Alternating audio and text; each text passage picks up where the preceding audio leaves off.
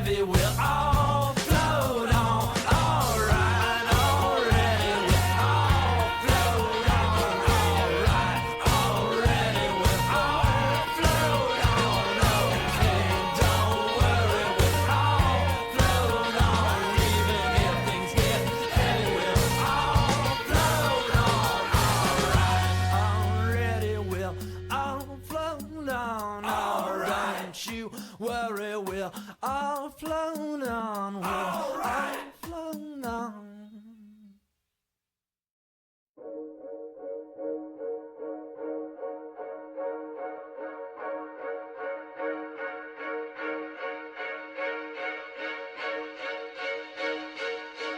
Gonna be you and me. Gonna be everything you ever dreamed. Gonna be who you need. Gonna be everything.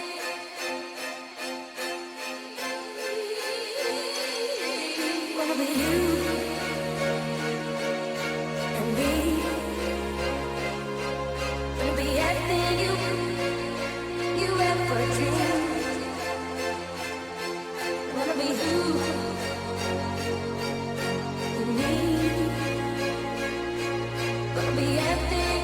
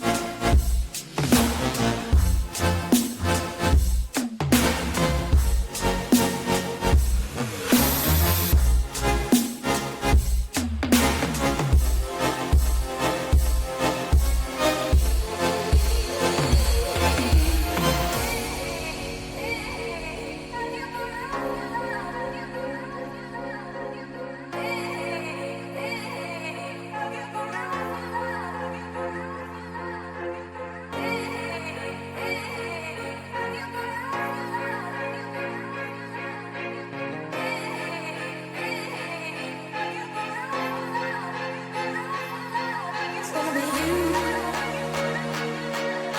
and me. Gonna be everything you ever dreamed. Gonna be who and me. Gonna be everything. 1, 2, 3, 4.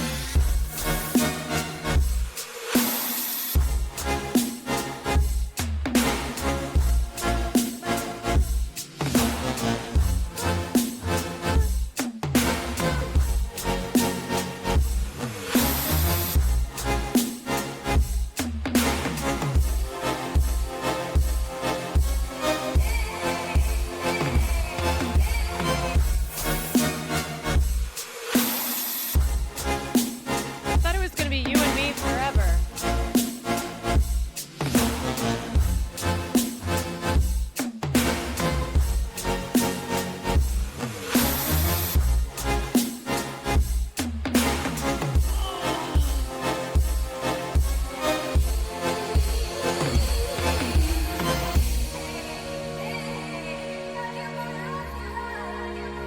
Team Senna.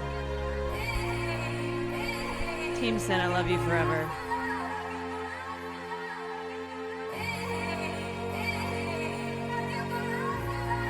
Love you forever, Team Senna.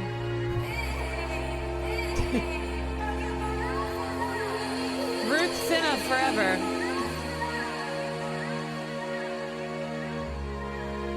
Ruth Senna forever.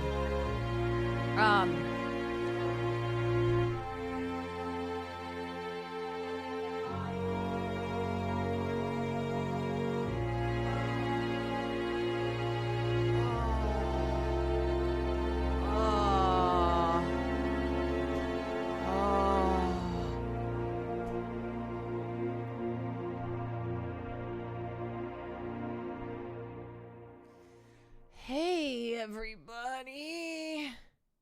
How we doing? How's my eyeball? You can't really tell in the lights. There's some marks. I don't know if you can see. I don't know if you can see. The lights are really, really bright, but when I just freshly showered. I just freshly showered. And I looked in the mirror, I was like, oh yeah, no, there's some marks. There's some marks. It's like here on my eye. Like right here. I got battle scars. I got battle scars.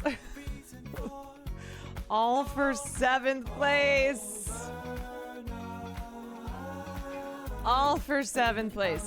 Pudgy Face, thank you for the 13. Rebel Narco, thank you for the 7 months. Senai, thank you for the Prime Legit. Thank you for the gifted. Jen, thank you for the 35 months. Oh, wow. Wow. Who won? Extra Emily's team won. Was that for Mr. Arthur or Abe? This was the German. This is the German. And then afterwards, he comes up to apologize. He goes, yeah, Germans commit crimes and then apologize afterwards. I asked Sin, I was like, should I milk it? Should I milk it to make Mr. Arthur feel so bad? So bad. Oh, yeah, I feel like a recap of my streamer games is just me taking hits in the face. I told him to, I was like, I called Will. I told him what you did to me. It's so over. It's so over for you. You're so cooked. Nan, my biggest op. Nandre took my stream out multiple times. Took my stream out multiple times. Thank you for the raid. Hi guys. Hey everyone. Zack Attack, thank you for 11 months. Oh god, I'm trying to sit cross-legged right now. Yeah. Shocked you made it out alive, but proud you did. Taco Cub. Taco Cub. My favorite kind of cub. Thank you for the 10 gifted subs. Obscure, thank you for the 3 years. 3 years. Made it out alive. As I was just saying, I feel beat to shit right now, but we didn't get last. We did not get last place, y'all.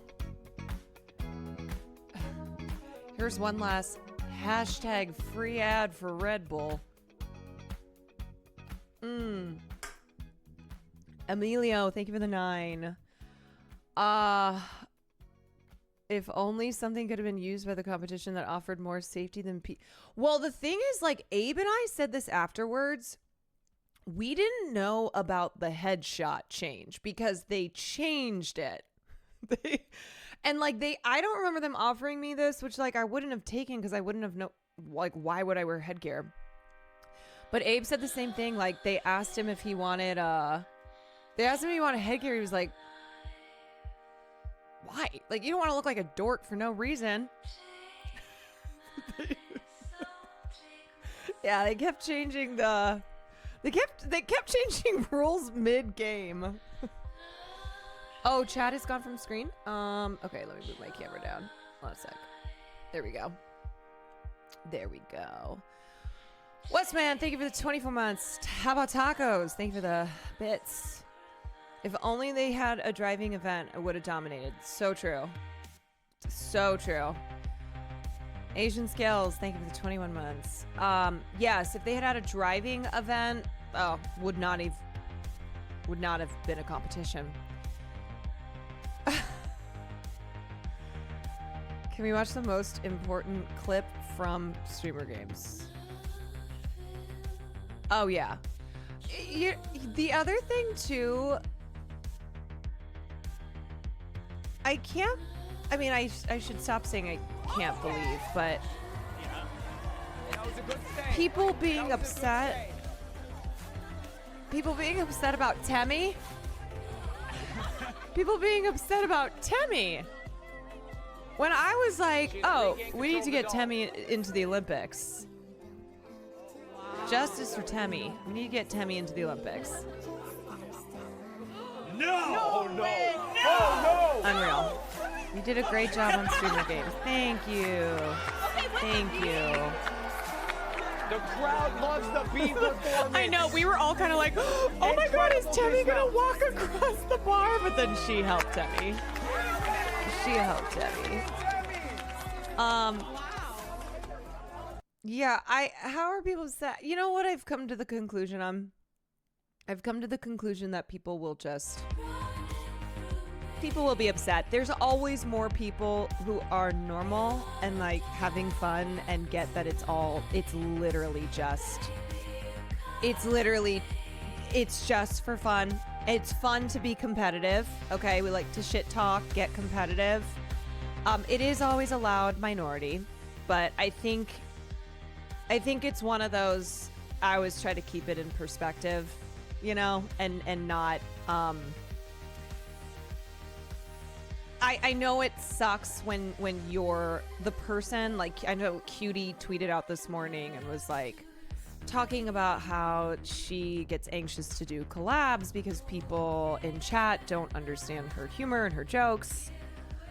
A reminder that it is, oh, there's just a fly on my microphone. Oh, hi.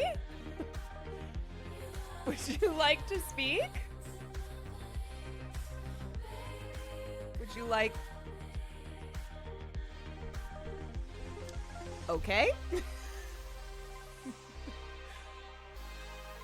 At least it's not a spider.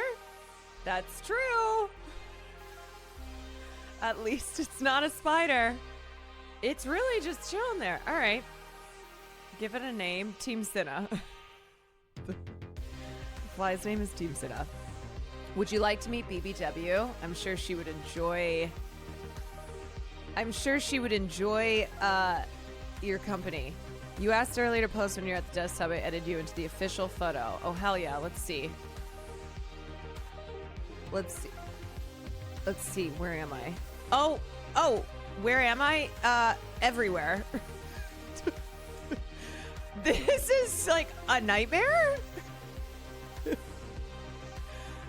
This is a horror movie. There's so many of me. I like that you picked a couple to not be me. Like there's a couple people who aren't me, but otherwise it's me. Look at Nut in the back. Thought Ludwig was photoshopped to be James Charles.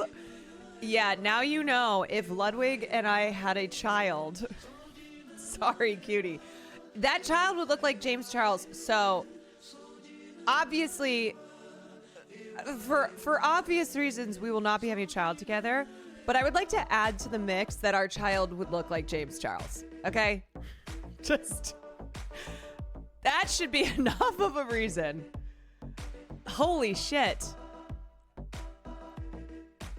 Nut, Adapt, and Zoil were invited to the Quan convention. That is so scary. Zup, thank you for the 16 months. Plastota, thank you for the Prime. Ranch, thank you for the 4 months. Wow, okay. Yeah, you know what? I can't believe they're not using that. I can't believe they're not using that as the official photo. That's shocking. My fave is... oh, you know what? I'm actually honored that I get to be KDB. She's my goat. She's my goat. I respect her big time. Why did you miss the photo? I missed the photo because I had a doctor's appointment. And I did tell Ludwig when he asked me to do streamers games. when he asked me to do the streamers games, I was like, okay, I am gonna be rolling up late. Day one. Okay, what can I say? We didn't win. We didn't get last place. And I think Sketch on our team was just so iconic. Oh no, the fly is still here. The fly is still here. It's just kind of, I think it lives here now. Did we have fun? Of course. I was like so nervous doing the football kick because I had never done it before. Like I've never kicked a football until today. And Agent and I were practicing for like 45 minutes. And I was nervous because it was early enough in day 2 where I was like, we really need these points. And then when the ball hit, when it hit the side of the goalpost, I was like, this is karma for what I don't know what for. I'm being punished. That damn pull.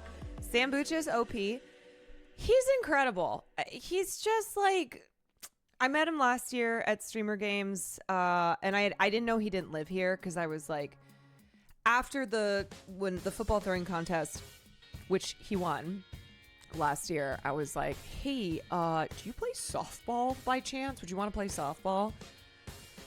And then I found out he doesn't live in Los Angeles, but he's great. He's just like, he's a fucking athlete. He's a really nice guy too.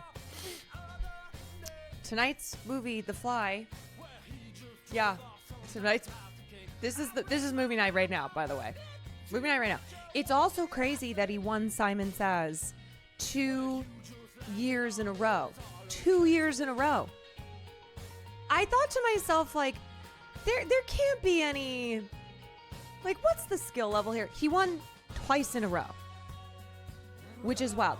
Now, the thing with Simon Says, holy cow, are your ribs okay? You know, I think all of me is just kind of fucked up.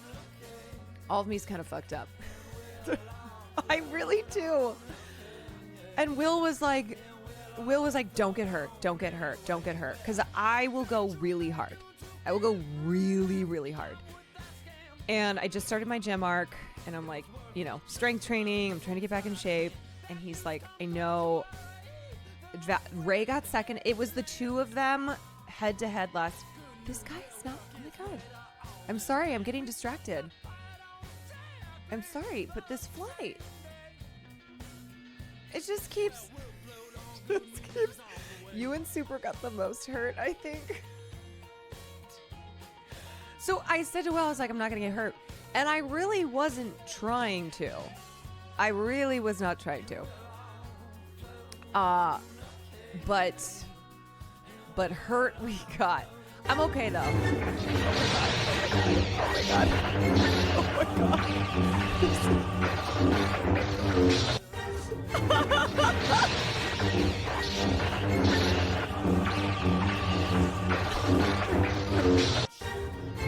Wait, I'm obsessed with this. That is so fucking perfect.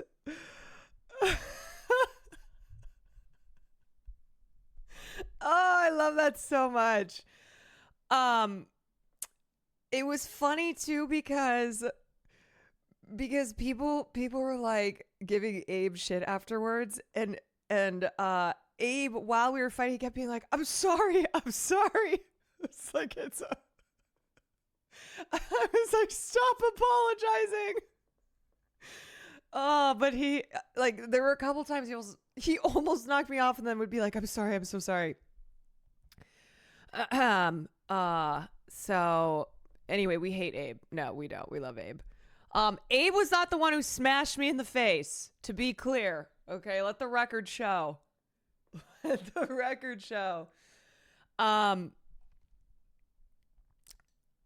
War is horrible. Oh no. You guys, I am like so embarrassed. I'm so embarrassed that the 2 days, 2 days, I had to put an ice pack on my face. How many concussion checks did you have to do?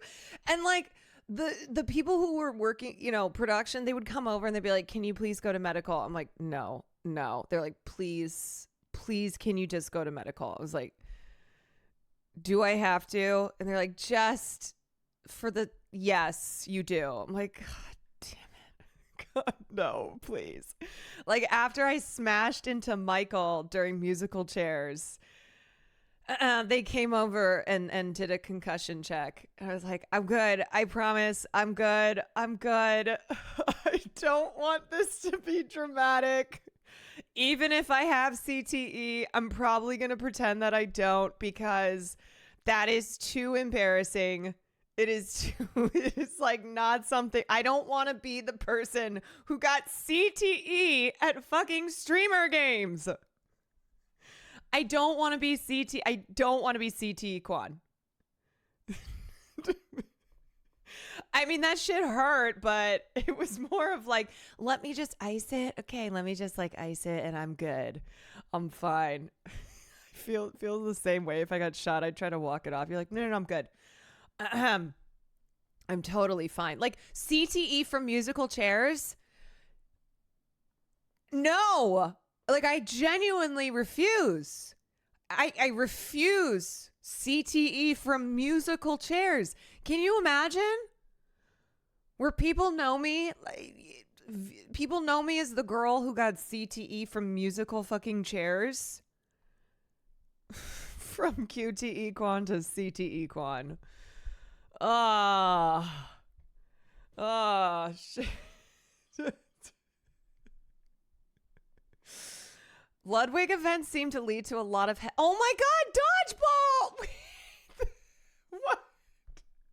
Okay, Ludwig events and me getting hit in the face / head. Name a better duo. I forgot about the headshot at dodgeball. Is this the girl that got CT from musical chairs? See, it's already starting. It's already starting. I can't. Okay, for the record, I didn't have I don't have CTE from musical chairs. Or I didn't have a concussion. My face. It was a little tender. Okay, it was a little tender. So put a little ice on it. Good God. Although, if I can find some way to like spin this into an L wig, I will, for sure. For sure. Damn it. Oh, Arthur goes for a head swing. Yeah, and then like round 2 went for it again. He also right before we started, he goes, "I'm sorry, not sorry." I was like, well, I jokingly go, "Haha, this is for America," because he's German. And then just like in the face, and then the second round in the face too. Again, no CTE though. Not today. Not today. Not today. I know. USA and Germany 1-1 now. The one thing, so I am skipping those. Wake reacted to one of your clips. Are you poop socking me? Can I send you a really cute clip of Nandre talking about y'all? Are you doing the poop sock Let's get poop sock. Ouroboros? Yeah. You did it. Immediate poop sock. I fucking Immediate. knew it, and Yep. I knew Okay. you would find So a what just way. happened here is I got poop socked from a clip of Wake Wilder reacting to a clip of me getting poop socked through Nandre's stream. Now I feel like I have CTE. Now I have CTE. Poop sockception has given me CTE.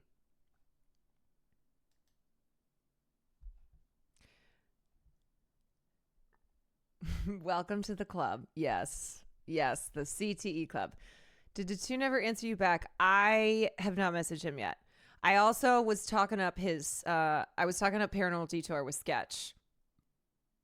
And he said he'd love to do it. Hi, you were awesome this weekend, not paid. Yeah. Wink, wink, wink, wink, wink, not paid. I felt bad. I did not stay for the end. And that is because I raced home to shower and be here because promises made, promises kept. Promises made, promises kept. I'm here. CT records coming in for the 99s and 2000s. That's right. Caroline Kwan to the medical tent. After the freaking jousting, my eye was stinging and I was like, fuck. So I had an ice pack. I was like, somebody give me an ice pack. I had an ice pack and then they found me again and they were like, you need to go to the medical tent. I was like, no, please, no. And so I just plopped down at the medical tent. It was the same guy who yesterday concussion checked me. I was like, I swear to God, I promise I'm fine. And this is not a regular thing. All right. I just, for some reason at Streamer Games this year, my face is just getting in the way. All right. My face is just getting in the way. He just looked at me and was like,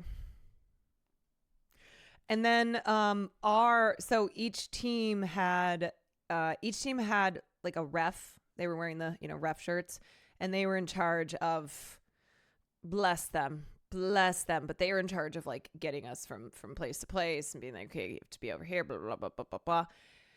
And before volleyball, she was like, I was sitting there and I just had the ice pack on. And she's like, okay, so you guys are next up for volleyball. I was like, okay. All right. And she gets on the radio and she's like, hey, we might need to find a replacement for Caroline in the volleyball. I was like, no, I'm playing volleyball. And then played the worst game of volleyball I've ever played. We just got killed. But I was like, no. I think I did say the show must go on. I said the show must go on. I must do it, lady. I must. They're calling them Quan-cussions now. On a positive note about Streamer Games, you're the professional's dark horse favorite to win that event. God, I just wanted to. One to three kickers. Well done, guys. Well done. This is big. Give it up for Caroline, This everybody. is big now. Let me say too that I went up to him. So before the event, I was like, "Hey, I need some tips." I was like, "I need some tips," and he goes, okay, you guys, I need you to know the fly is on my keyboard now. You can't see it. The fly is on my keyboard. It's just on my keyboard. Why? This is the fly stream now. It's just chilling on my keyboard. What does this mean? What is this a metaphor for? Tell me what this means. Tell me.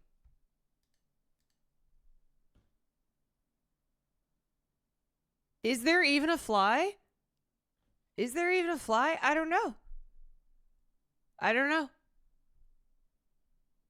Is this my Walter White moment? I think I'm like too tired to even be bothered though by this fly. I just find it. I'm perplexed. So anyway, so I walked up to the guy and I said, I need some tips. He's like, you actually have a pretty good kick. I was watching you. He's like, here's what I would change. And he told me the exact opposite of what I had been doing.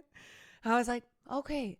All right. So the opposite of how I've been practicing like the last 45 minutes. Great. And by that point, we didn't have any more time to practice. So I was like, okay, do I completely change it up? Do I just not do what I've been doing? Or do I just stay with That's it? where it gets a little tense. Pro I think tip. Carolina's the Yeah, here's a tip. Do the opposite of what you've been doing. dark horse there. I mean, she had the power. They all do. But I like this straight on approach. You look like you got in your head. Oh, dude, I was so in my head. I was so in my head too, because then he said the 3-step thing. He was like left, right, left. He's like, you only take 3 steps. So like, I was like, okay, 3 steps back, 2 steps to the right, left, right, left, right, left, boom. And then I watched like Jack and Danny, and they barely went back. They just like so casually, Jacksepticeye. And then first and second place. Danny was incredible. That was awesome. That was just such a fun moment when he made it from the 50-yard line. I love how you're showering and Nina's still on the field doing TikToks. I cannot believe that. First of all, I can't believe people were doing extra content on top of the streams. The reason that I streamed is because they had a camera person for each individual team, which was so nice. Like, it was so nice. But there were people who, I mean, they're just grinders. They are. I know. They were doing TikToks, so much content. Like, I would look around. I'd be sitting there, ice pack on. I'd look around. People are filming TikToks. It's like, you got it. Mad Evie, thank you for the 19 toxic waltz. Thank you for the 10 months up. Thank you for the 16 months.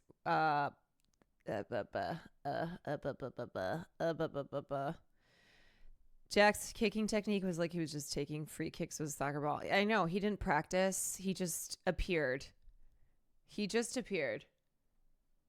And then got second place like a Chad. Wait, what is that? If he hits from now, I suck a dick. Okay, I hate that right. Wait, what did he say? Wait. Now, if he hits from there, I suck a dick. Wait, what? If he hits from now, I suck a dick. Okay, I hate that right. Foolish. Oh, okay.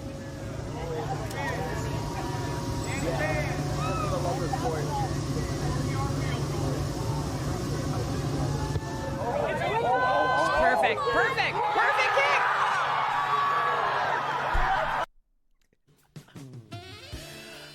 Oh, Mister.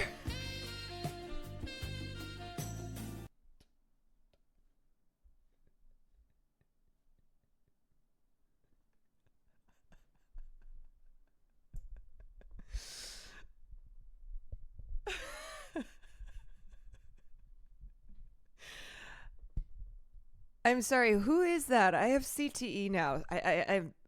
I'm trying to remember. Germany is coming to mind. Holy shit, Mr. Arthur. Whoa. Thank you for the 100 gifted subs. Yes, unfortunately, I'm going to have a cranial transplant. So that money will be going to it. I appreciate that very much. I appreciate the money to go to my my healthcare bills. I think that should cover a couple Band-Aids at least in the US healthcare system. You know, to Arthur donating to charity. Thank you, Mr. Arthur. Also, we are good. but I will be getting my revenge. And then I will have to gift you 100 subs back. When you least expect it. I will be there. I will be there. I was saying, I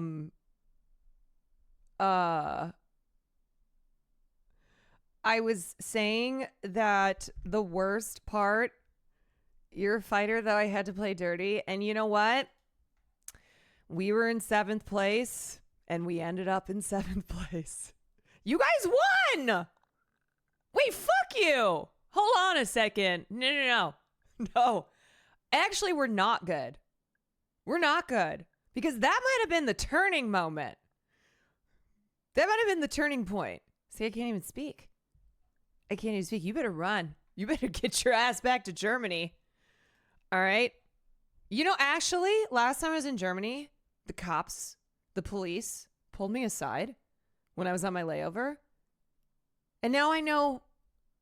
And now I know why. Now I know why. Because Mr. Arthur called him. Mr. Arthur, he has been planning this. He has been planning this for a long time. Oh. They sent him to finish the job. They did. But guess what? I'm still here. Job unfinished. She was really slow to realize because of the head trauma, but I'm still with it. I sincerely and profusely apologize for the head trauma. Well, you know, at least that one, it was like in a match versus me smashing into Michael Reeves in musical chairs. And my sunglasses betraying me. Like that one, I cannot live down the being taken out during musical chairs.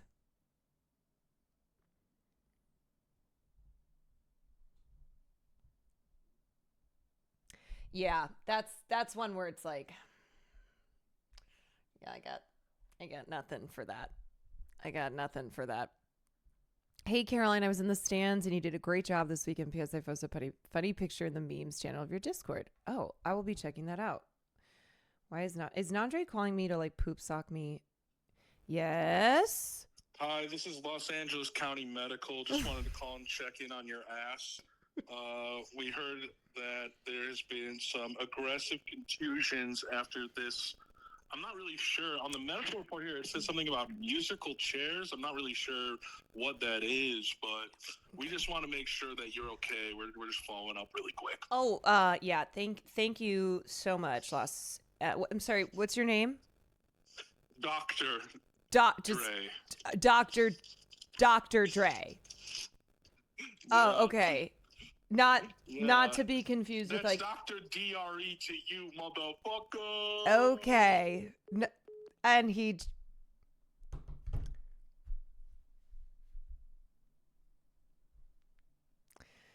That's a classic Nandre call. For those of you who don't know, that's a classic Nandre call. Yeah, I feel like this happens to me a lot. Between like Cutie and Sam and Nandre, I'm always being hung up on as I'm trying to get a final word in. When am I going to learn to be the one who does the hanging up? Because this happens to me quite often. And you can't, there's no winning. There's no winning on that. Your editor already posted the CT clip. No way. No way. No way, man.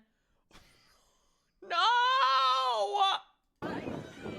This round is going to be a DQ for Caroline. Everyone else is still in. As you can see in the replay, Caroline sat preemptively based off the beat drop, causing a ricochet. Are you okay? Glasses penetrated, no? don't think you're in though. No, she is out. She is out. Unfortunately, she's out. She. Also, fucking Zoil. I forgot about that. Zoil came over to be like, "Oh, hi. Are you okay, Caroline? Are you okay?" To sit his ass in the chair. I should have known better. He comes over and I'm like, "Yeah, I'll be okay." And he's like, "Okay, great." And like making it known that he's like, "I'm sitting in the chair. Like I'm coming over, pretending to wish you well so I can sit in this chair." The God! reason she got hit is because she sat preemptively. Wasted! Keep it rolling up here. Whoa, pause. Eh. This round is going to be.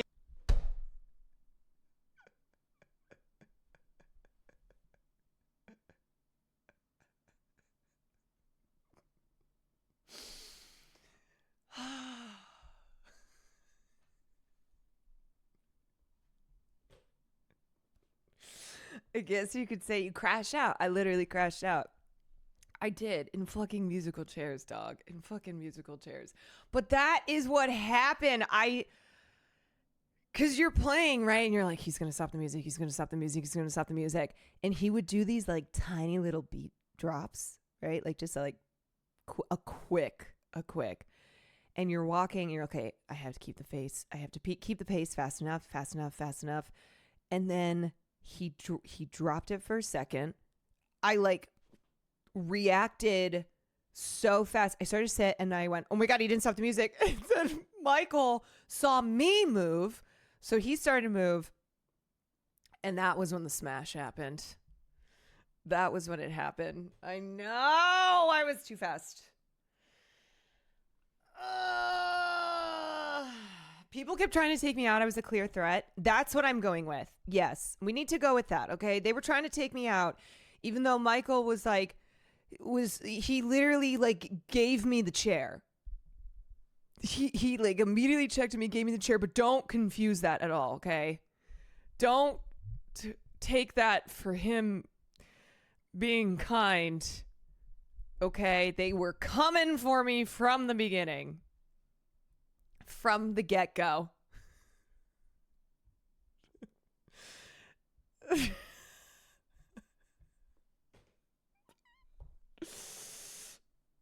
Oh my God. I'm so stupid. I'm so embarrassing.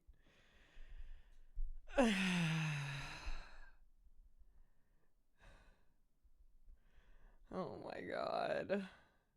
I also, like, Tina texted me last night and was like, "Are you okay, my beloved?" I was like, "Yes, I'm good." And then she said, "You're so brave for not sobbing on the spot." She goes, "I would have cried so hard." I was like, "Yeah, no, that's a win. That's a big W for me. A big W that I didn't burst into tears from the collision." Like, so just the whole, I'm looking back. I'm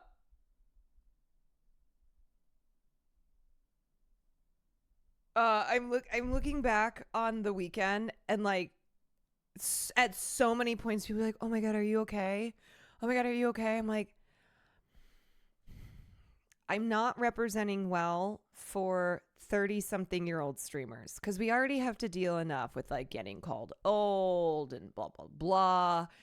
And then it's like I was the person the whole weekend that people kept saying, "Oh my God, are you okay?" Because I would have a stupid ass ice pack on my face and I would be like, "No, I'm good. I'm fine. I'm okay." Tina cried because Leslie cried for no reason once. It's called being an empath. My body can make, I will say, I feel like my body can take a lot. Okay. I like getting beaten up. And honestly, it used to be worse when I worked in clubs. Like, there were many nights I would go home from working in a club and be like, oh, yeah, that shit sucked. So I'm accustomed to it. I think my club training has prepared me to take hits.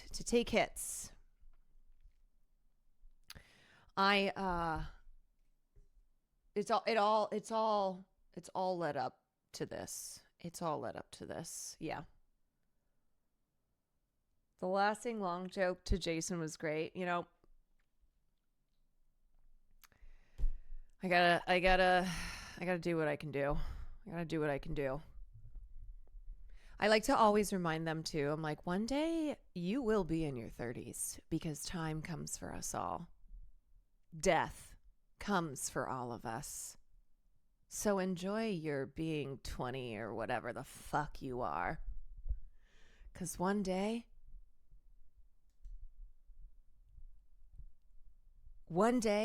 you'll be older. You're older right now. You're older right now. You're older right now. You're older right now. Frog and You're Let's older Go. right now. You're older right now. And then one day we will be dead. We will all die. Death! Death! Death! Death! Death! Death!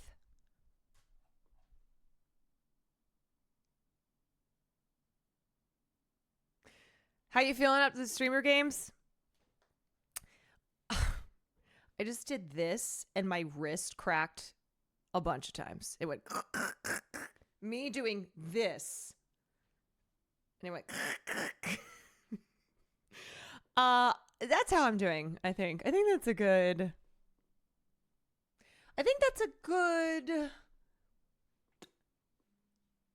it's a good way to describe it. It's a good way to describe it. This was adorable, by the way. Maybe your team's... I need you all to know. Wait, hold on. Fly update. The fly is now on the cord to my keyboard. Okay, now it's back on the keyboard. The fly is still here, though. The fly is still here. Flowy Chloe, thank you for the 6 months.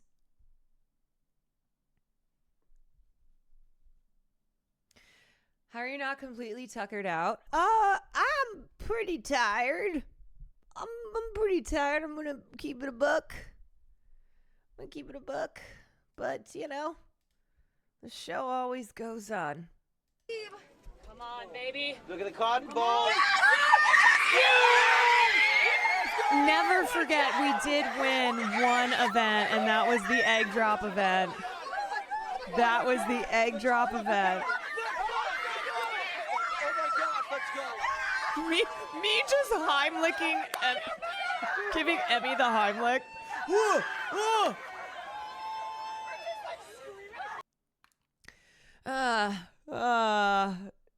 That was a golden moment. It really was. LaBallin, thank you for the 22 months. Thank you.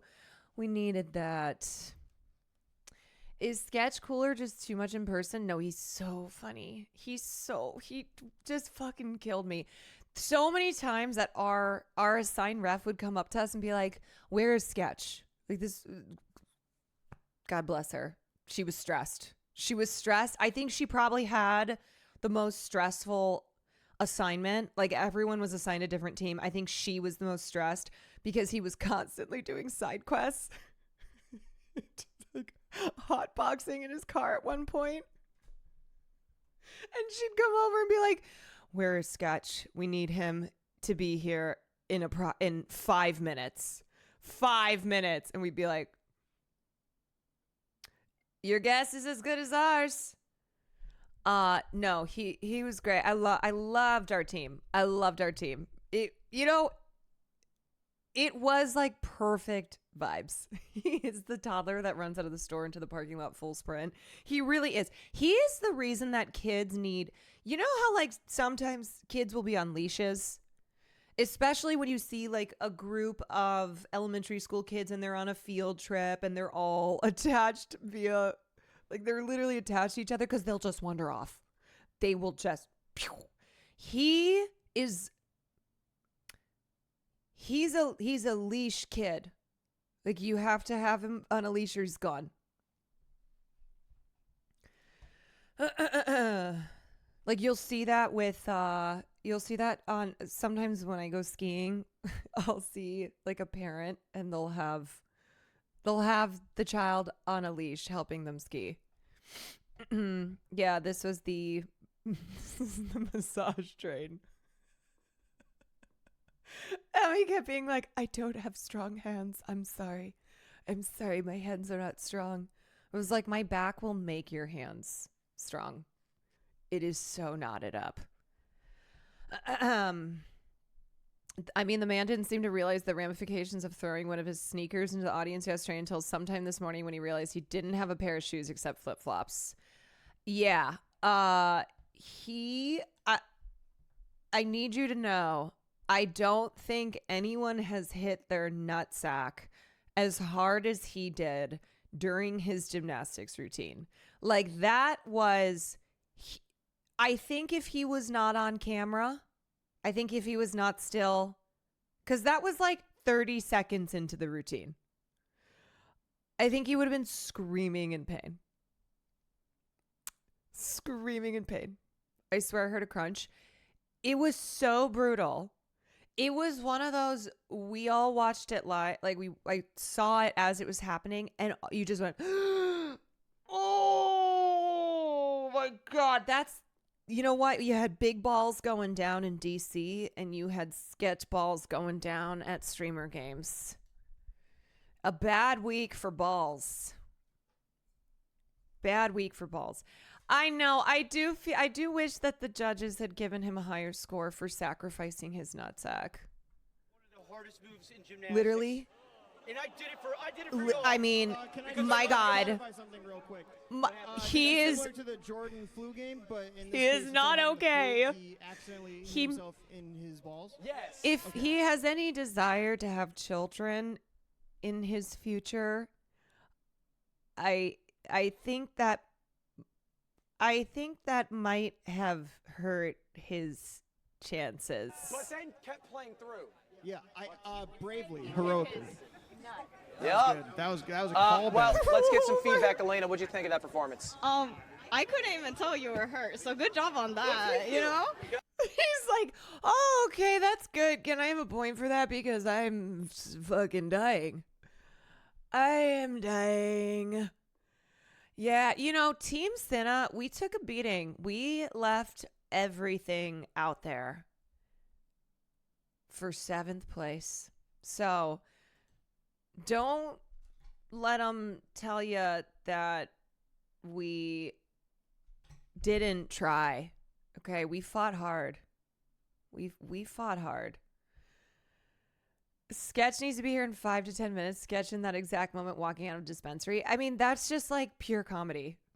I wish I need a compilation of all the times that someone be like, "Where's Sketch?" And then it just cuts to him side questing. Classic. No, he's so funny and he's great. I love him. Ewan Cinna and Simon says, I don't know if anyone has ever been as excited to win a to win a consolation. I truly don't know if anyone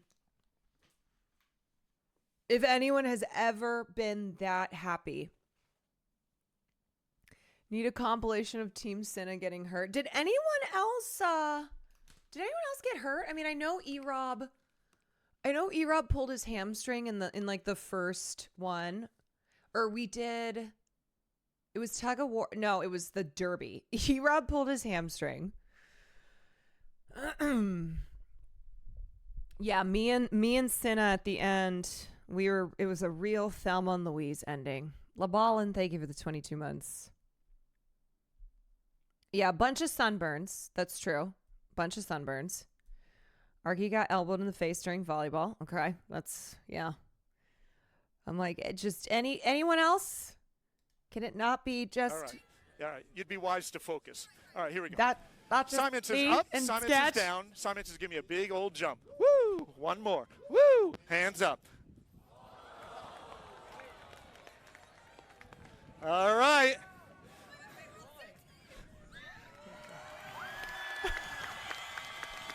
All right, here we go. We still need a winner, right? It's a show of love, Steve. Wait, it's a show of we love. you didn't win yet. What are you doing?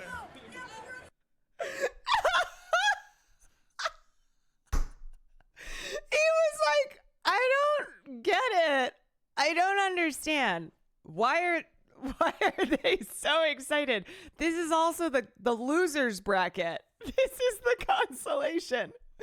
You didn't win yet. And then we both went on the same move. That is some Thelma and Louise shit. Yes. Why are you gay? But what happened in the first round of Simon Says. Okay. So we have our arms up, and Steve, is that his name, Steve? Simon, Mr. Says. Should I call you Mr. Says? He is so spot on. He's so spot on. Like he can call out all that shit and then be like, you. So I had my hands up and he said hands down. And I definitely did one of these. And I expected that he was going to clock me, but he didn't say anything. And I was standing there, and then my Catholic guilt, my Catholic guilt started, and I was like, oh my God, I can't. I have to drop. I have to tell him. Like, I have to tell him. And then I just didn't hear. Like, I stopped listening to him. I stopped listening, and then he pointed at me. He goes. He looked at me. He's like, you didn't wave your hands around. I was like, I have to confess. It's because I did this, and you didn't catch me, and now I and he's like, that's great. Can you go do that over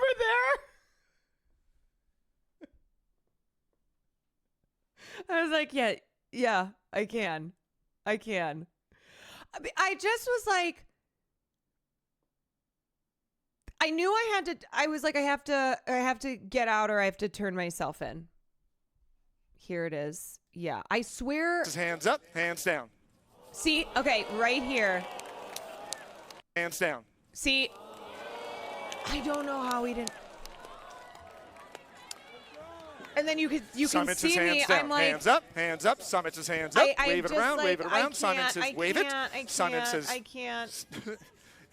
you didn't wave it. You're out. I'm doing like, I'm like, I'm sorry. Huh? Did you move it? You were contemplating. You might have to. I hate to do this for you, but you're gonna have to contemplate over there. Contemplate over there. I have to. Sorry. Hey, that's great. Can you go contemplate over there? God damn, the Catholic guilt never goes away. It never goes away. I know. I know. Like I would, if somehow I had won that, I wouldn't have been able to accept it. I wouldn't have. Well, the other thing too is like when I moved, I went, okay, maybe I didn't, but I felt like I could hear my team behind me kind of like they knew that they knew I'd moved. He misses a little here and there. Yeah, he's usually a shark. He's usually a shark. But sometimes he misses. But we won the consolation. I'm pretty sure Sambucha fucked up at some point too, but didn't self-snitch. Well, he probably wasn't raised just Catholic. I don't know. Don't know.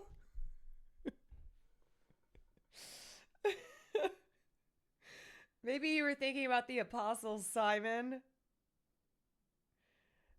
That's so funny because Slimesicle was cheating like crazy. Well, what can you do? I watched Slimesicle mess up, literally put his hands up in defeat, and then realized quickly he didn't see him, and then continued playing. Well, that was I was like, and then I just went, I can't. I can't. I know. If there is a heaven, you know what it was? I was like, if there does end up being a heaven, and this is this is the moment. I'm like, maybe this is the test. Maybe this is the test moment. The looking down strategy, not good. Yeah, totally backfired. Totally backfired. I'm going to, I know, I was like, I can't go to hell over Simon Says. I can't.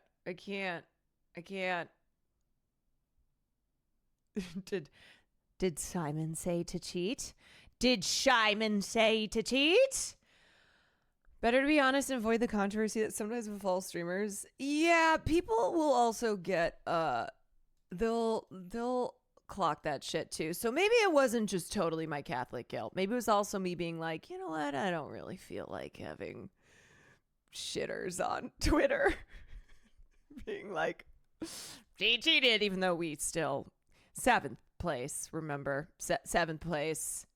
Like, they got mad at a dog.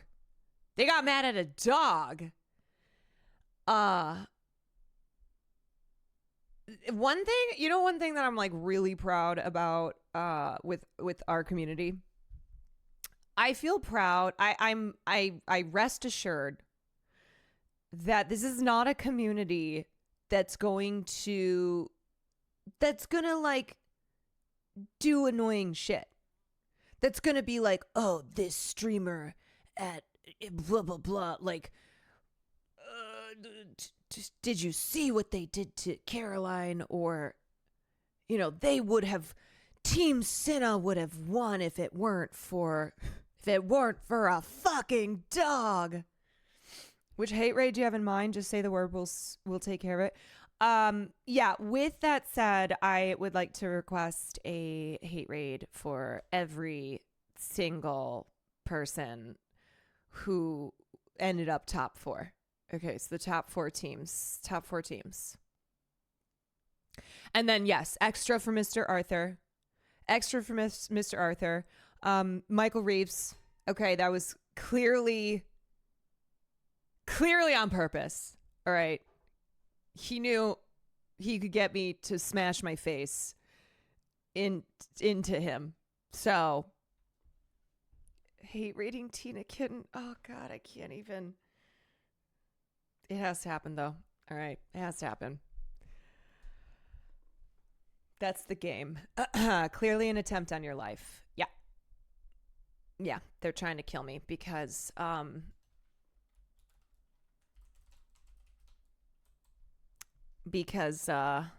all know why. My smoke too tough. My swag too different. My bitch is too bad. They'll kill me. Tina would probably be like, that's so sweet you thought of me to hate raid. It's so true.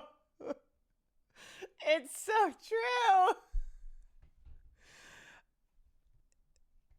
Ah.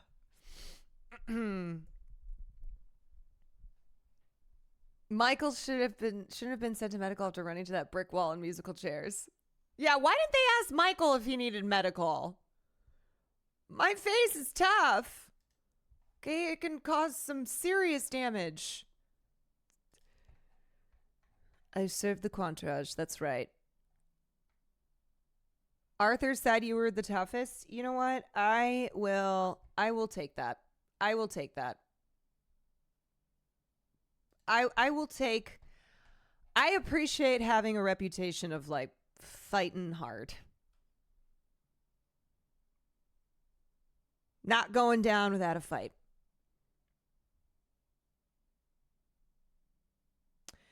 I saw Will's Street Fighter Gym stream this Friday. I loved it so much I recommended that he and John do a Tekken cosplay stream and nominated that you would be an awesome Nina Williams for the group.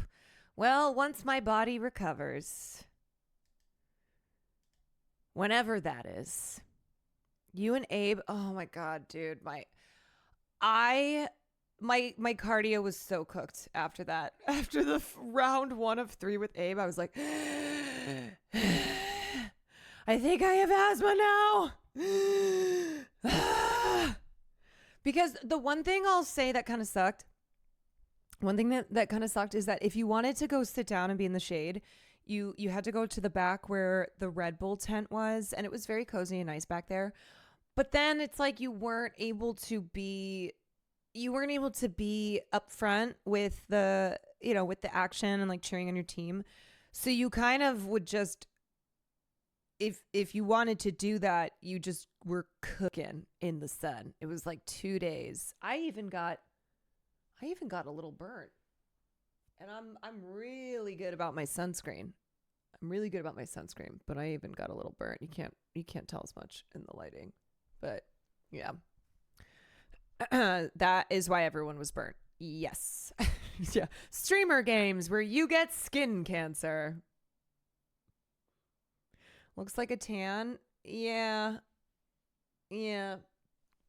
It's not bad compared to like Adapt and Super and some people got real cooked. They were really pink. What sunscreen do you wear? I use this on my face. This is what I told Adapt to go get. I was like, this is a really great sunscreen for your face. Elta MD. I use the UV clear broad spectrum SPF 46, and then I just put on like sport sunscreen every day. Yeah. Hope he does streamer game Legends next year with 5 to 6 teams. Sambucha, Nicewig, Caroline, Ludwig, Extra Emily, and someone else.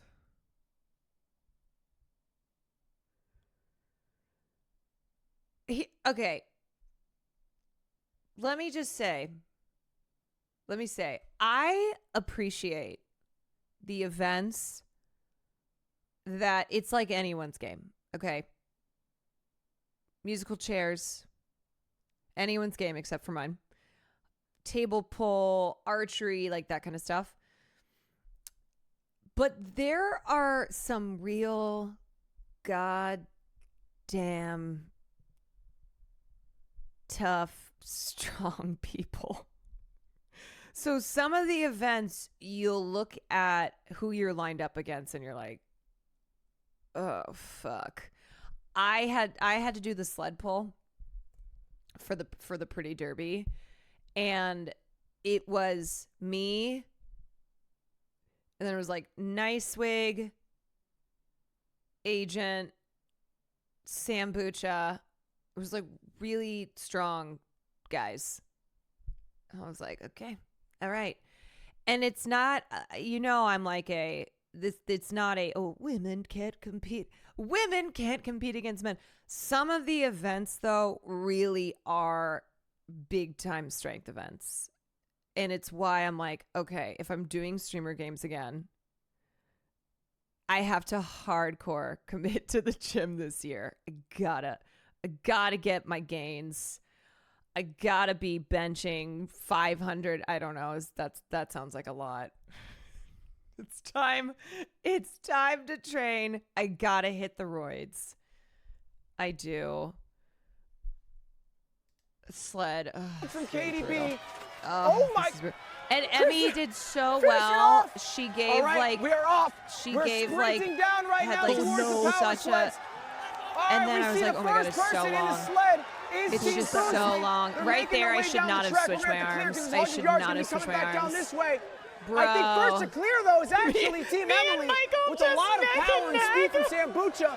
I see a head down sprint. Holy it's coming shit. Down the wire. They're coming my way. Oh wait, and then I think that's right, he fell. Wait, dude, watch Slime. From KDB. Wait, where's Slime? Oh my, Chris, finish it off. All right. I when you say slime, I keep thinking bald slime. Like, I thought he was doing the announcing. Dude, Adapt taking both teams out. We're sprinting down right now towards the power sleds. All right, we see the first person in the sled is Team Looks sad. Boostly. They're making their way down the track. We're going to have to clear because this 100 yards is going to be coming back down this way. I think first to clear, though, is actually Team Emily with a lot of power and speed from Sambucha. I see a head-down sprint. It's coming down to the wire. They're coming my Foolish. way. I think it's a down. Oh! Holy shit. Agent went so fast, Sunny flew off the shed. Yeah, I started off strong, and then it was like halfway through, because when I practiced it a couple times with Emmy, we would only practice like 5 feet. I'm like, great, we got it. Halfway through that, I went, oh, fuck. Oh, this is pretty long. I got to get in the gym. I got to do the one machine. I got to do the one exercise where you like just push. You push the thing. You know, you'll see people. You just push it back and forth. No, not the row machine. So it's a sled. Yeah, it's a sled, and you just you just like push it up and down. Like an actual sled. Which would have been great training for that. Carrie Sound, thank you for the 12 months. Okay, we're going to start film class in just a little bit. Because I am pretty tired, and I want to make sure we get to that because I went live to make sure to do that. Can you rank your top 3 games? Like, which ones do I think? What do I think was most fun? Or like, what did we do best at?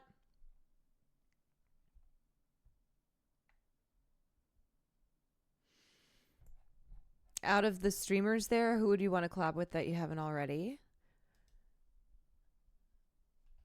Who do I want to collab with? I'm trying to think. Who haven't I collabed with? Oh, you know who I want to collab with? Agent. I would love to. Well, I remember one time Will and Agent had done. They did a stream together, and he's Ethiopian, and so he was like, I would love to go get Ethiopian food. And I love Ethiopian food. And LA has Little Ethiopia. So I would love to just like do an Ethiopian food stream. Yeah, they did a food challenge, Batter Good. Yeah, he's awesome. It was just really fun, like hanging out and practicing our kicks, and he's good company.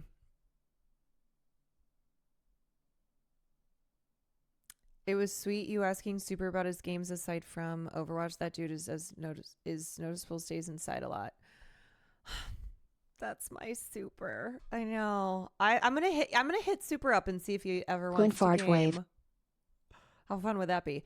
Okay, what were my favorite events? Favorite events. They were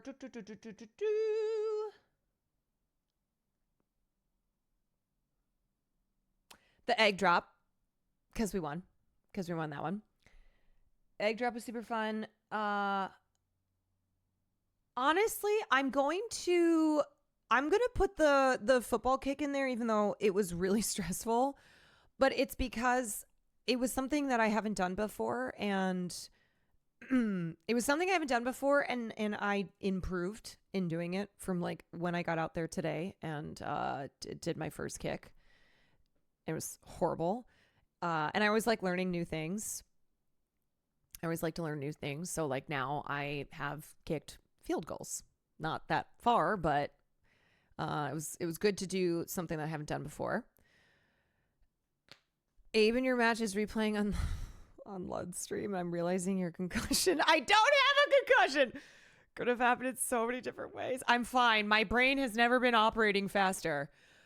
And then the third. I'm trying to remember more events from yesterday. I think group ones are great too. We got our ass kicked in volleyball. What were like other No, I don't have memory loss.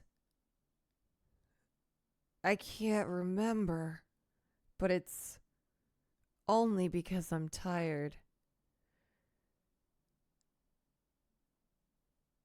And you know what? I'm going to say Simon Says. I'm going to say Simon Says because we had a really fun Thelma and Louise moment. Tug of War was cool too because nobody expected us to, I think, last as long as we did.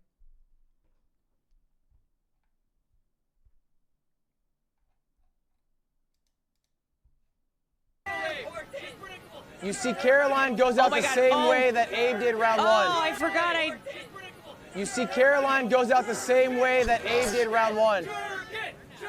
Jerk it, Chance coming alive. Jerk it, jerk it, jerk it.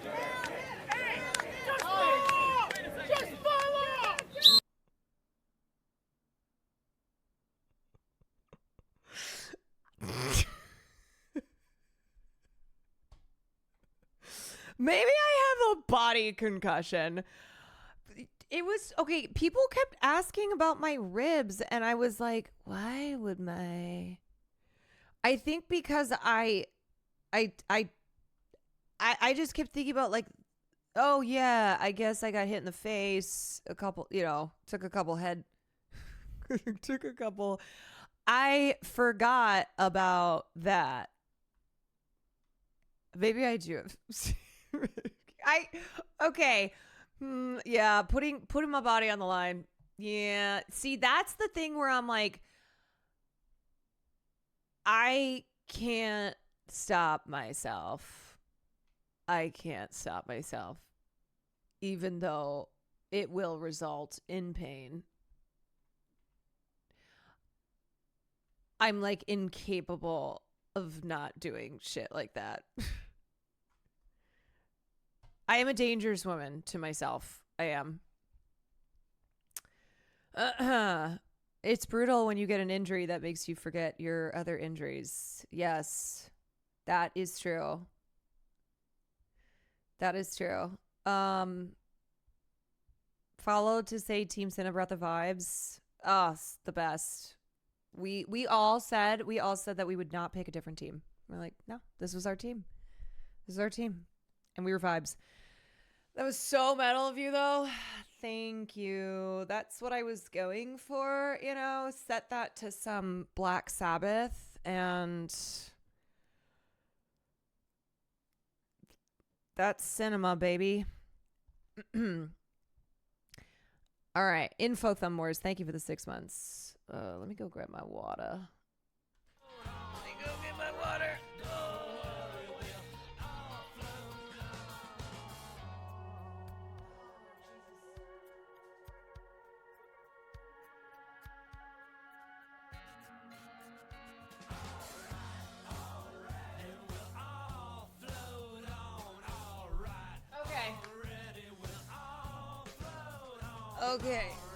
Okay. Can you do this kick next year? This is big. Yeah. Danny Band. If I had made it past the 20, 40-yard I definitely field could have goal. done the 50. Go. Go. Come on! Oh my gosh! I honestly think that was one of my top moments, and it wasn't even me. I wasn't even a part of it, but that was one of my top moments because it was just fucking awesome. That's so sick. That's so sick. Oh my gosh, this is incredible. I mean, from never kicking a field goal to a 40-yarder just like that. Viva Mexico. Oh my God. I'm gonna claim someone else's moment because it was just so they both put up 5. Ludwig and Coop, I think his name is, put up $5,000 for charity if he could make the kick, and he did. So Cameron, not Coop. Who the hell's Coop? I don't know. Who's Coop? Is there a Coop? Is there a Coop?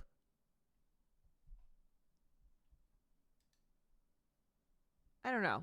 Anyway, he yeah, and then he fucking nailed it. It was perfect. It was a perfect kick. On go. 3, 2, 1, go. Oh yeah, this is when he tore his hamstring. Bye-bye. What? Oh, you can see it happen. No, you didn't. You can literally. I swear to God. Oh Go. no! Oh no! Oh, you can hear. Oh my God! Before the game started. Oh, I thought it was in a game. Oh no, I didn't know it was like you can hear it. I swear to God. Oh my God! Wait, hold on. Are you good? Once Ron's like, oh wait, shit. Oh no, that was the warm up. No, that's why you warm up. No, that was not the warm up. That was a full on sprint. That is why we warm up. That is why. That is so fucked. You warm up and you stretch before you just go into a dead sprint. Okay, learn from E-Rob. Don't be E-Rob. Don't be E-Rob. Ron saw his future in a few years. Yeah, well, that's why I was like, just remember, boys. Just remember, you'll be in your 30s one day, and then you'll be in your 40s. And then your 50s. Just keeps going up, up, up, up, up. Up, up, up. So enjoy your 20s now. Enjoy being 20. Enjoy being 20. We're all 20. All right. That's good life. Oh, that's good life advice. Don't be E-Rob. Oh, okay. Okay. I see. I understand. Here's what I will say about last thing, and then we'll get started. 30s versus 20s. 30s versus 20s. Your 30s, you're still young, to be clear, but you definitely have to take care of yourself in a way that you didn't in your 20s. Injuries in your 30s really suck. Like as you get older, and it just gets worse from there. You will feel pain from your 20s and your teens. So like if you played high school sports, college, like if you played sports when you were younger, those injuries, that pain, it really starts to pop up even more. Healing takes longer. Yeah, it does. It hurts more. So it's why though, I don't want to be annoying. I'm really not trying to be annoying, but I started going to the gym for reals, like actually committing myself to fitness and exercise again, which I used to be like really in good shape, worked out a lot, and then COVID, and then just never again, because I'm going to be 33 and I like to, I still play sports here and there. I play softball and whatnot. But I'm not in shape at all to do it. And so it's very easy to get injured. And you don't want that. That sucks. It sucks a lot. And it only gets harder as you get older to get to be in shape, for it's really like you just got to take care of your body. I felt fine at 30, 32, 34, and I got every mistake of late 20s immediately. In my 20s, I also just like the way that I partied. I was just so much harder on my body and could get away with it in a way that I can't in my 30s now. So it's one of those where like I didn't want to get to 40. I didn't want to get to 40 and just be feeling broken. Be like, okay, well now I'm in my 40s. So this is going to be even harder than when I didn't want to do like that when I was in my 30s. So I'm like really trying to commit to caring for my body now, especially, the streaming life, sitting in my chair a lot. So just, taking care of myself. I'm 42 and I train like a demon 7 days a week, but I can't move my wrists or yeah, I I have injuries from my high school athletic days that are now manifesting as I've gotten older. Like I have chronic tendonitis from the amount of times I fucked my ankles up in high school and in college. Girl,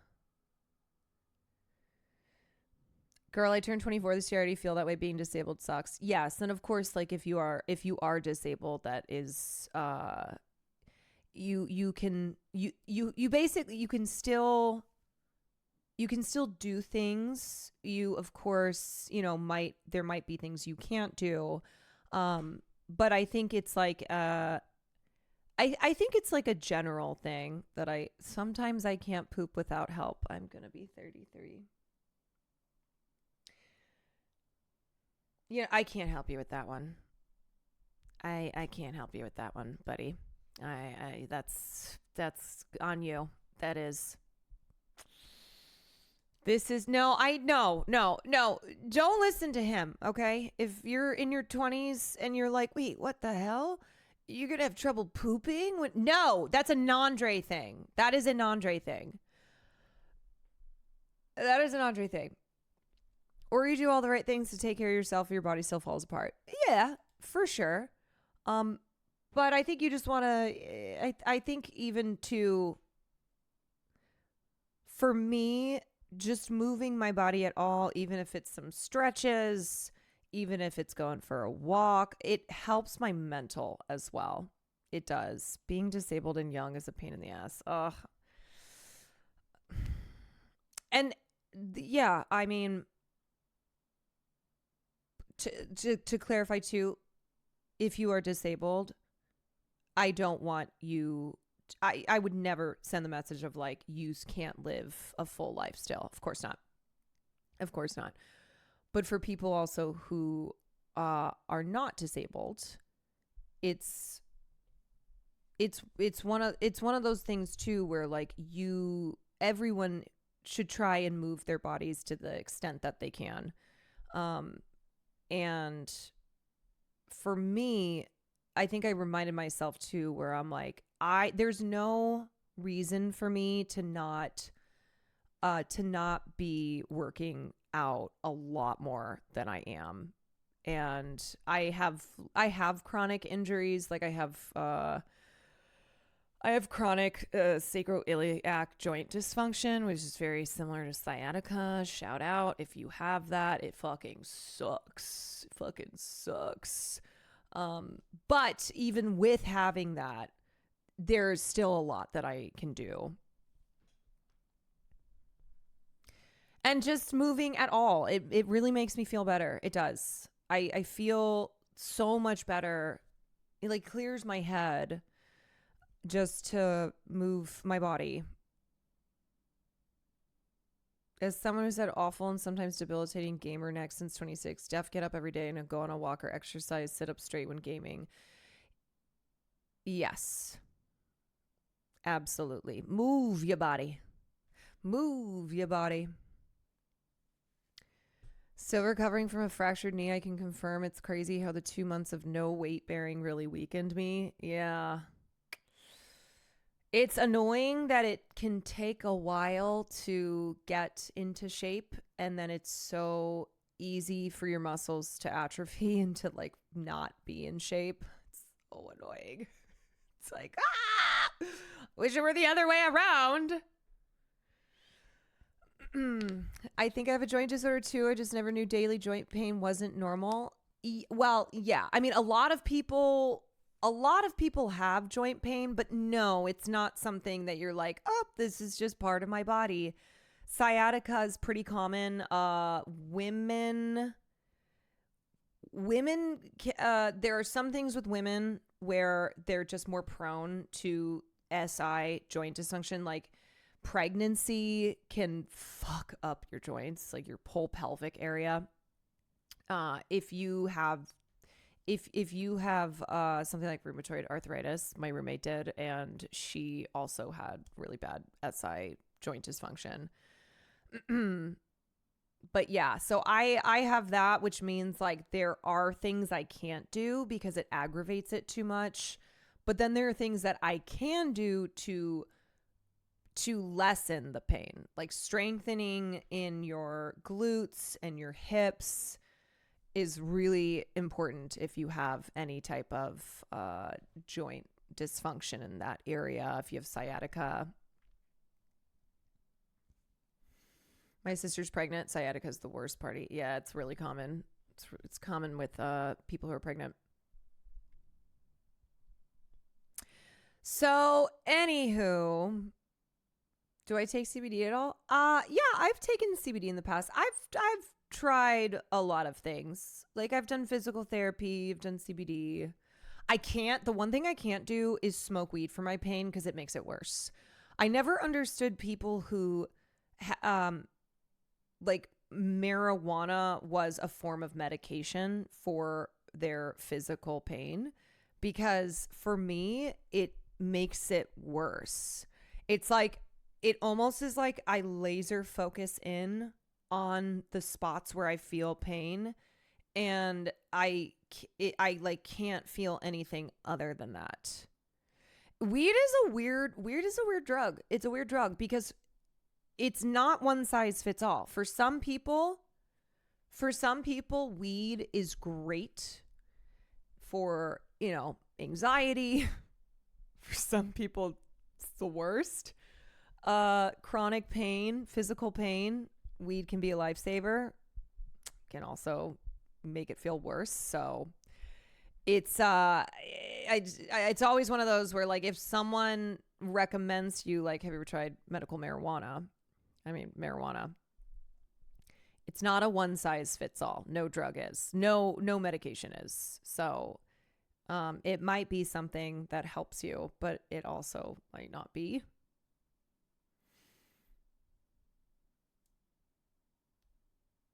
Physical therapy is expensive. Yeah. Yes. I went in my 20s and then I did enough sessions that I could then do it on my own. Like, I learned the things to do in physical therapy because I was like, yeah. Ooh.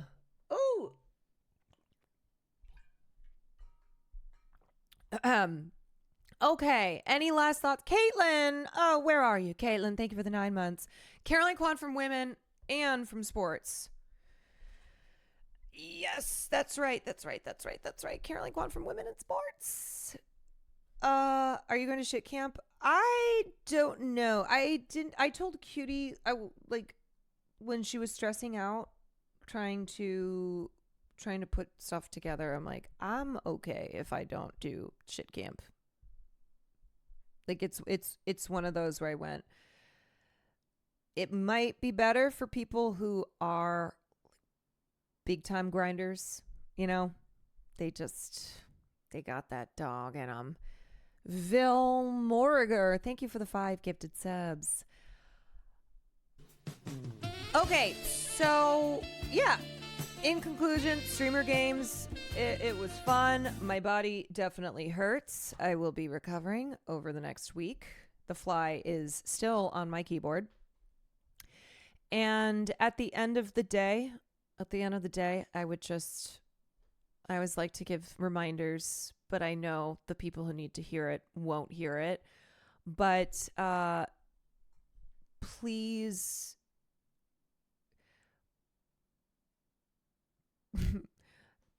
please don't do the parasocial thing where you're always looking for drama in every situation. Please be normal. Yeah. And streaming too, like, a lot of it is streamers fucking around with each other. It's like, just having fun, and it's not something to make hate threads around. And I know it is a minority, but it's always a very loud minority, and it does have an impact on streamers. They're humans.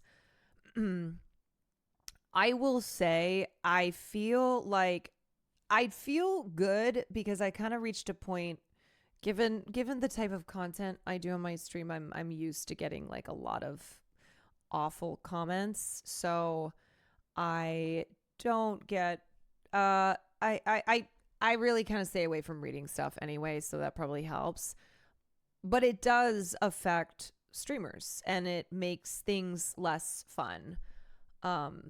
It makes things less fun because you are aware as a streamer that you're performing, right? That you're being perceived. And if you feel like what you're doing is going to be received negatively, and people are going to make hate threads about you when you're just having fun with friends and doing fun events, it makes you get in your head. It does. It makes you just constantly question what you say and what you do, because you're worried that dumbasses online are gonna do some shit. Are gonna say some shit about you.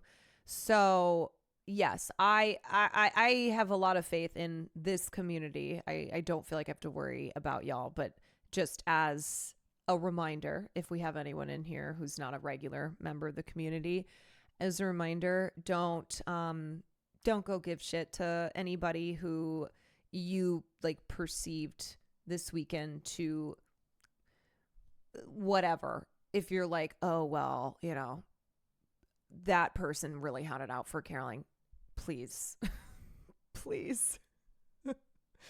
Arthur said he got DMS immediately after he beat Jason. Yes, there are definitely communities where they're a lot bigger. They're a lot bigger than ours, and I think they're ones that need to be reminded of this. They need to hear this message. And I know streamers will tell their chats to chill out for sure. But people won't always. They won't. Even if the streamer's like, can you just stop? Can you guys be chill, please? Because it makes it not fun for everyone else. And I never want to be represented by having it, you know, my community behave that way, which is why I'm grateful that we are how we are, that we are, you know, we're a cozy community, and also that shit will never fly, never ever fly. So yeah, and you know what, those communities are a lot bigger, and so I recognize that it gets harder. You know, it gets harder when you're a bigger streamer, when you have young viewers, when it's harder to moderate, it's harder to control. But you have to, you always got to try to be keeping them in check. I need an apology from the dog. Yeah, we all, you know what? I'm calling PETA. That's what I'm doing. I am calling PETA and reporting Tammy being forced to perform.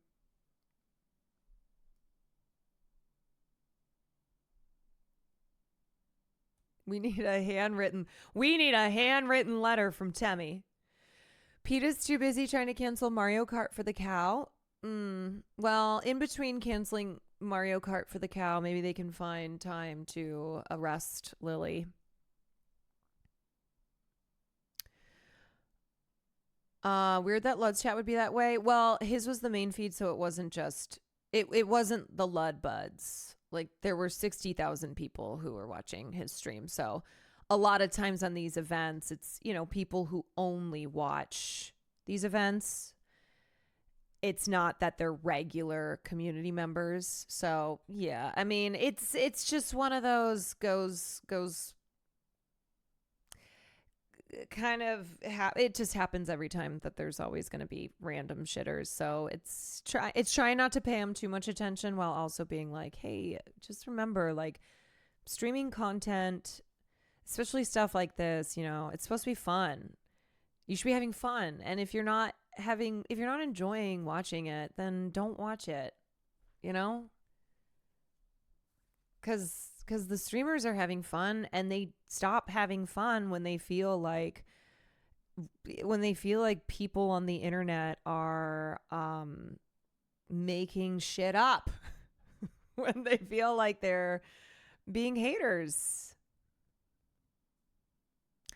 Okay, what is the movie tonight, BK? Okay.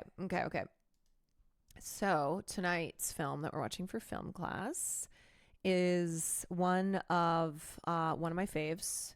It's frequently on like best films of the 21st century, best films of all time. It is a dark fantasy. It was a dark fantasy. It was nominated for a bunch of Oscars and won 3, although it did not win Best International Feature. It was a tough competition that year. It is a film, and the director says this film was meant to be a parable. It was influenced by fairy tales. There is a spiritual successor to this film that came out in 2001, and both films deal with they are fantasy / supernatural, but deal with real historical events. So they are set within the context of real events that let's just say the Spanish Civil War. Is that too much of a hint? The Spanish Civil War plays a part in this film that we were watching. Here's a fun fact. It premiered at the Cannes Film Festival, and it was the longest standing ovation in the film's history. It was 22-minute long standing ovation. As soon as I said, I knew it was Shrek 2. Mitch, thank you for the 28 months. Yeah, so it was a 22-minute standing ovation, which was the longest in Cannes Film Festival's history. It grossed a little over $80 million at the box office and was very successful during the award season that year when it came out in 2006. If you're not clapping for 22 minutes straight, what are you doing? And more importantly, I would say, and of course this is subjective, I do think this is the director's best film, but also because it's my favorite one of his. I love this movie. Yeah, it's one of those. It's one of those. So the film is, it's not Gigli. It's not Gigli. And it's not the fish fucking one either. And it's not Air Bud. It is Pan's Labyrinth, directed by Guillermo del Toro, a 2006 dark fantasy film, and it takes place in the summer of 1944. And what was happening? What was happening then? Well, I will tell you that this film is set in the middle of Francisco Franco's dictatorship in Spain, which lasted 36 years. It went from 1939, so it was during World War II, to 1975. And Pan's Labyrinth takes place in 1944. So it was 5 years after Francisco Franco took power. His regime was also, I believe it was just called like the fascist regime. And he was bad guy.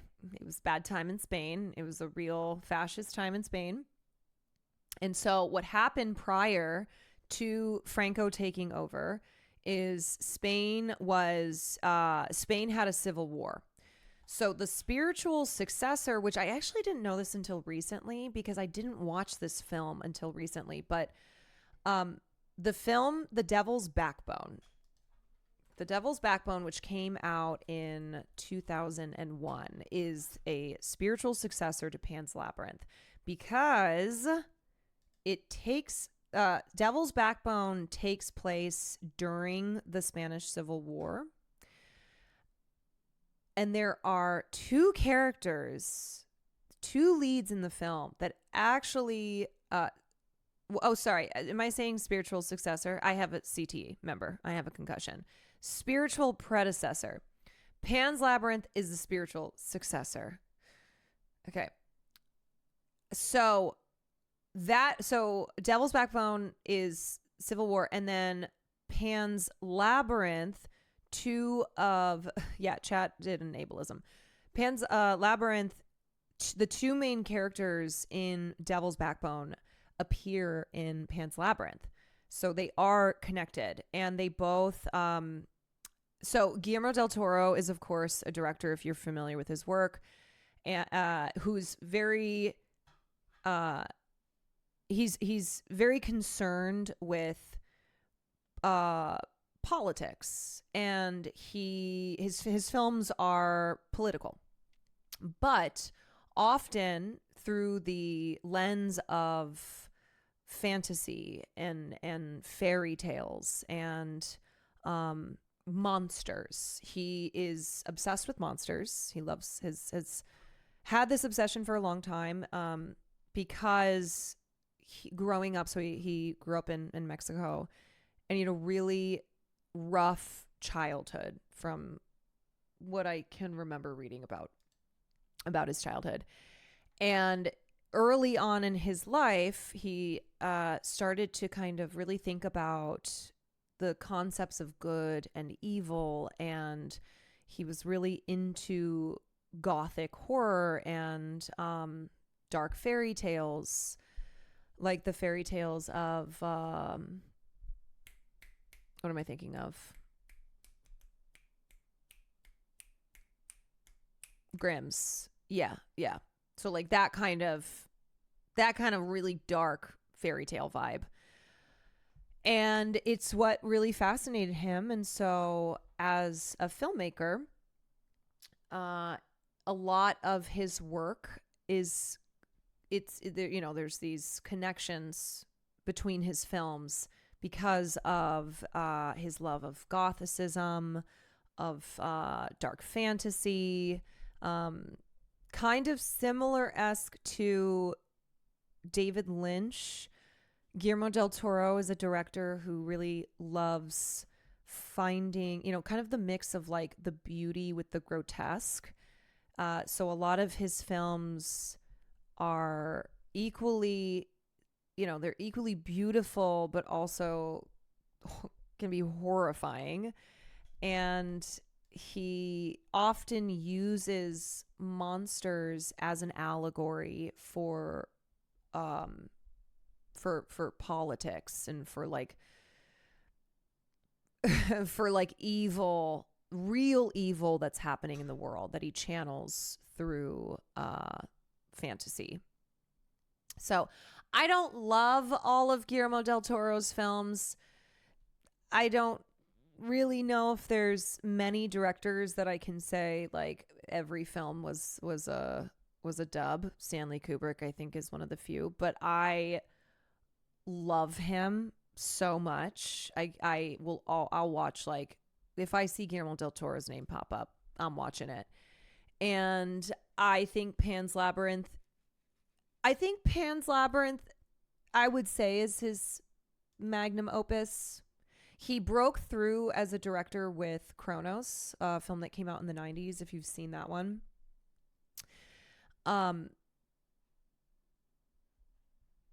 But I think his magnum opus is Pan's, and I think a lot of people who are fans of Guillermo del Toro, this is like their favorite film of his. So that is what we are watching. That is what we are watching. Guillermo del Toro, that's the guy from What We Do in the Shadows, right? No, wait. No, that's the actor? Like the guy who plays Guillermo? No, there's a character. There's a character in What We Do in the Shadows that's name is Guillermo. I'm just being dumb. It was like, wait. I was thinking, no, because I got confused. I was like, does Guillermo del Toro, does he produce What We Do in the Shadows? Like, was he connected to that? No, you're just trying to, you're doing a silly. Okay. All right. Okay. Anything else before we jump into it?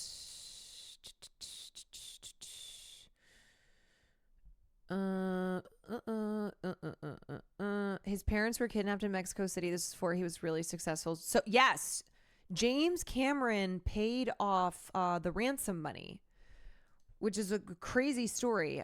His parents were, Guillermo del Toro's parents were kidnapped, and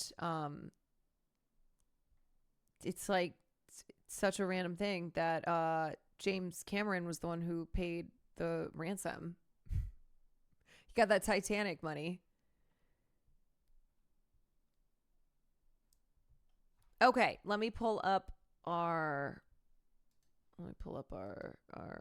Aqua Teen Hunger Force. Okay. Cameron has some interesting lore.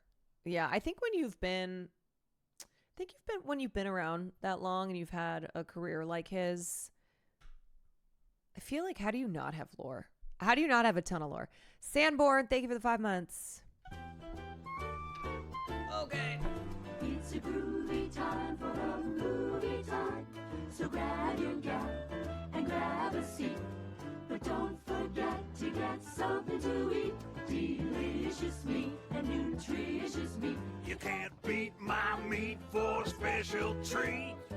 Sucking on me is really neat. Don't be a jerk and don't be a fool.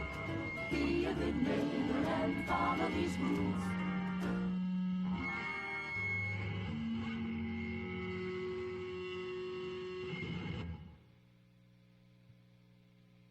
What are these rules? Remember to keep your shoes on at all times. Don't pull your penis out unless you really need to. Indecent exposure is a class 2 felony.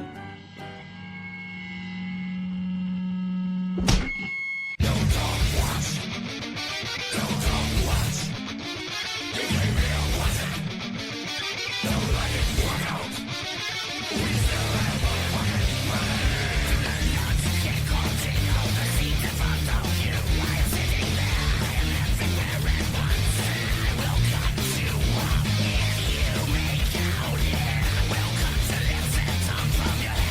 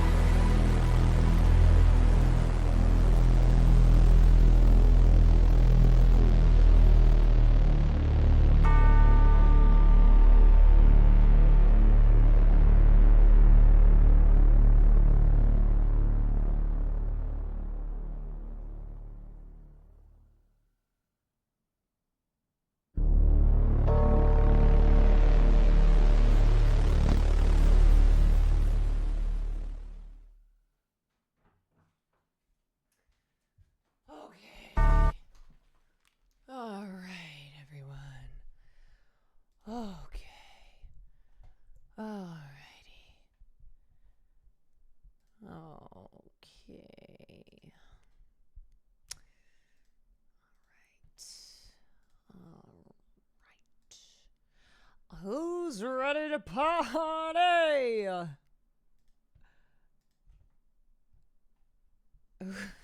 Hold on. I'm just pulling some things up. Okay. Who's ready to party? Did you take a hit? I'm just cooked. I am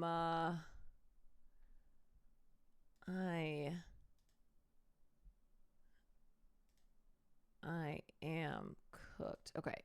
All right.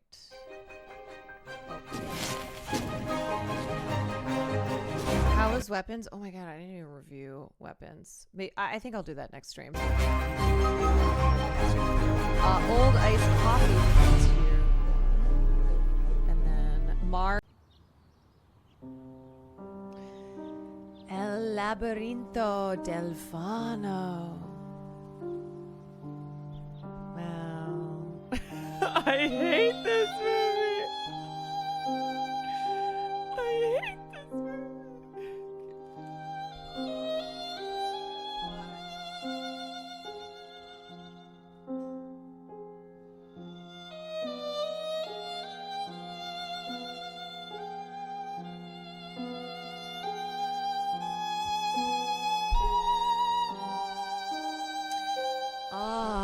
What a masterpiece. Okay, put a 1 in chat if that was your first time seeing Pan's Labyrinth by Guillermo del Toro.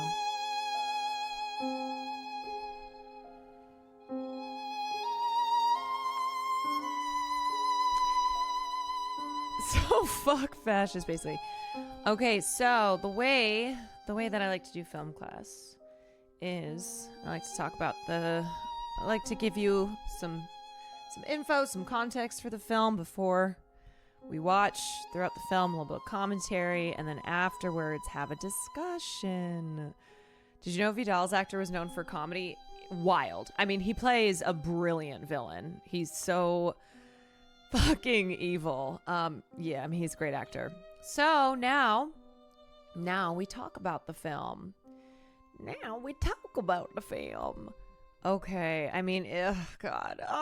It's just so Gorgina, but also so tragic. Okay, so first and foremost, I want to start off by saying that if you're wondering, like, what was real and what was not real, well, Guillermo del Toro himself said that as far as the fantasy underworld being real or a product of Ophelia's imagination, he said that while he believes it's real, the movie should tell something different to everyone, and it should be a matter of personal discussion.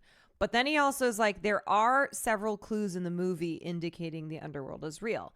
So ultimately, I don't think it's something that, like,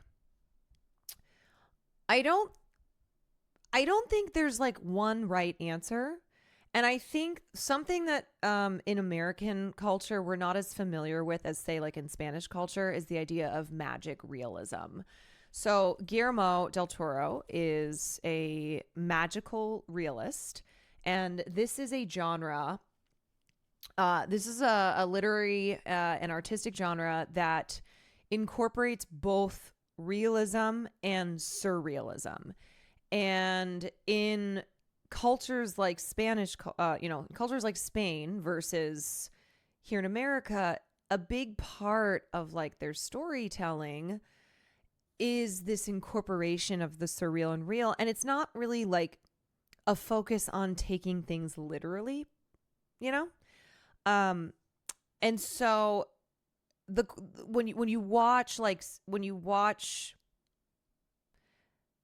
some, a film like this or other films in cultures that are much more kind of loosey-goosey with like what's real and what's not, the ultimate question is not supposed to be, well, what exactly is true and what's not true?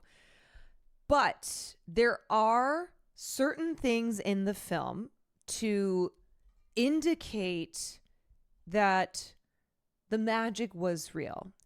Now, let me start off. At the end, when she's talking to the fawn and then Vidal shows up, he sees her not talking to anything.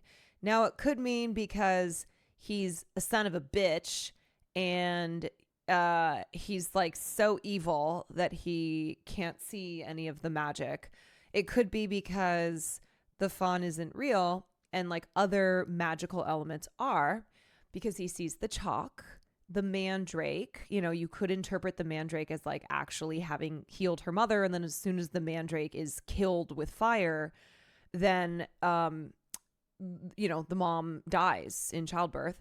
There's also the maze opens, you know. So there are what else am I forgetting? Yeah, so the passage opening, when she's in the locked attic, like she does escape from the locked attic, and maybe it was because the fawn assisted her, or maybe she got out another way. But anyway, so Guillermo's like, I think the magic is real, but ultimately it's up to you, the viewer, and that's something that he wants like discussion, you know, as part of the discussion around the film. And also, I think like if you're just not familiar with magic realism, you may kind of be more focused on like, okay, yeah, but like, should I take this literally or should I not? Versus like the kind of the joy in it being, you know, it being a blend, or maybe none of it was real, or maybe all of it was real. Is that why there's no sequel? There was supposed to be a sequel, but then he ended up killing the sequel. The maze opens and closes. So like you can totally watch that film, and if you watch it again, you might get a like totally different read. But you can watch that film and see it as, okay, all this magic is real, but also all these horrible things happen, or that none of it is real. And I think it doesn't change, you know, I think it ultimately doesn't change the film and like what Guillermo del Toro's purpose was with the film. So obviously this film is Guillermo condemning not just the Franco dictatorship that ran for 36 years, but also condemning Spain's society, because what happened after the dictatorship is essentially there was like there was like an agreement in Spain to not be honest about the brutality of the authoritarian regime that occurred for over 3 decades. And even still, there is like when this film came out, they I remember there were like polls. They were polling people in Spain, and a third of Spaniards like still supported the actions of Franco in the Civil War. And there's been a lot of like memory loss and a lot of kind of forgetting how many people were murdered under the regime, and there was a lot of whitewashing. And so in 2022, they passed the Spain's Democratic Memory Law. Like this was even after democracy, democratic system replaced Franco's authoritarian regime. Yeah, he ruled until 1975. There's still a lot of supporters. And there were fascist people in power who, even after Franco's regime fell, escaped accountability, continued to remain in power. It's now again like that, bro. Yes, I mean, history is repetitious. So they passed this law in 2022 called the Spain's Democratic Memory Law. And this was like after years of efforts by leftist socialists in Spain. And it was a law that's supposed to that's supposed to be a commitment to confront the horrific legacy of Franco's fascist dictatorship. And it's the law serves to honor and remember all the victims of General Franco. They exhumed the dead from mass graves. It also is supposed to restrict the glorification of figures and symbols from that time of, honoring this extremely brutal dictator. But anyway, so Del Toro, who is, as he describes in his own work or in his own words, I think he says I'm too liberal for a lot of people's liking, but he's very political in his work. And so Pan's Labyrinth is the spiritual successor to Devil's Backbone, which occurs towards the end of Spain's Civil War. And then when Franco takes charge, Pan's Labyrinth happens 5 years after that. And Devil's Backbone has the backdrop of the Civil War, and there's definitely commentary there, but it's not as outright. It's not as political and as strongly political as Pan's Labyrinth is, because Guillermo del Toro, ultimately this film is about this very real thing that happened, and he mixes in, he makes it a dark fairy tale with this young girl as the protagonist, but it's the story of how horrific Franco's dictatorship was, seen through the eyes of a young girl, of just various groups who all suffered under, you have the rebels, you have civilians, and there's some fantasy that Del Toro does here, because what happened was by defeating Vidal and his forces at the end, it's supposed to be restoring justice to Spain, but in reality, the dictatorship raged on for years past 1944 when the film takes place. There was not the fantastical outcome that you see here. And anyway, so the rebels at the end, I think that was an actual event that happened. I think that's based on there was there was a point in 1944 in the actual real history of Spain, and during this time period, that the resistance had captured a number of civic guard outposts in Catalonia. They attempted to set up a provisional Republican government, and they were pushed to the border by Franco's army. But in this film, their victory is total, where the captain's forces are defeated, Spain's natural order is restored. So even in the utilizing real events and having a real historical backdrop, Del Toro still engages in fantastical storytelling to give you more of a happy ending. The U.S. backed Franco's regime throughout the Cold War, of course. Of course.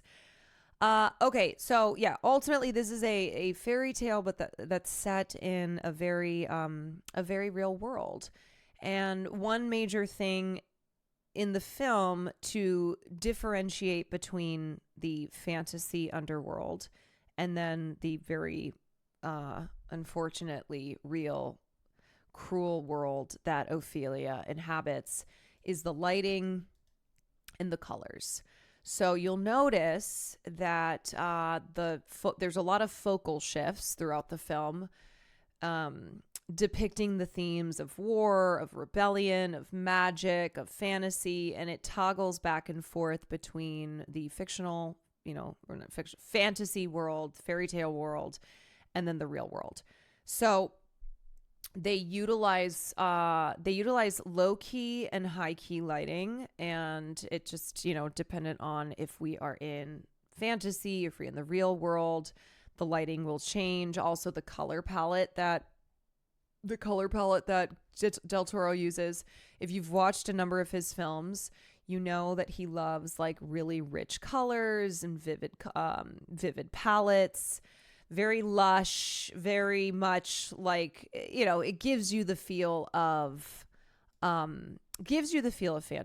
You were great at the games today. Thank you. So color is one of the most prominent elements that he uses to draw that line between reality and fantasy. The underworld, the fantasy world, has these rich, warm colors. So you have a lot of like yellow and red and brown, contrasted with the real world, which is often with blues and grays, a darker,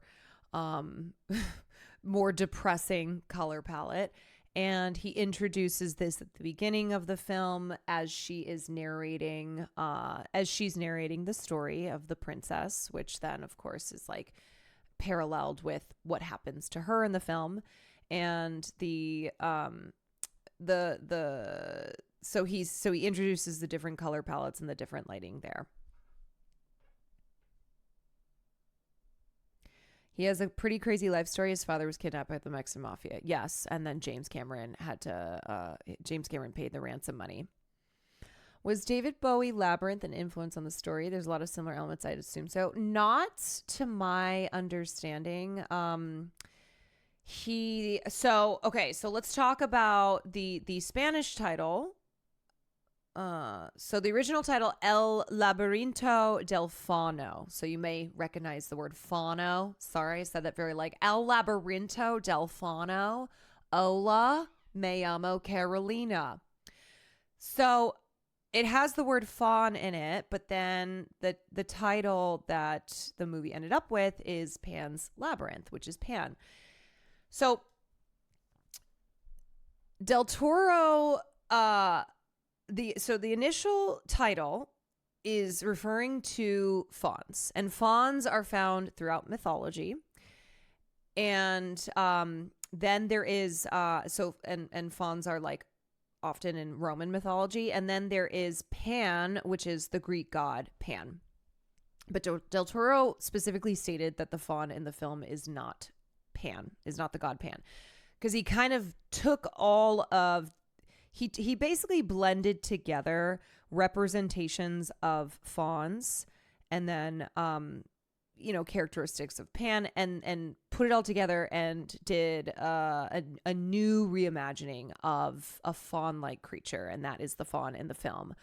But the faun is throughout the film depicted in lighting that kind of obscures him, and that is to show that he's a character that is morally ambiguous, because in mythology, fauns are supposed to be representative of nature in that it's neither good nor bad. And so the faun in the film is neither good nor bad.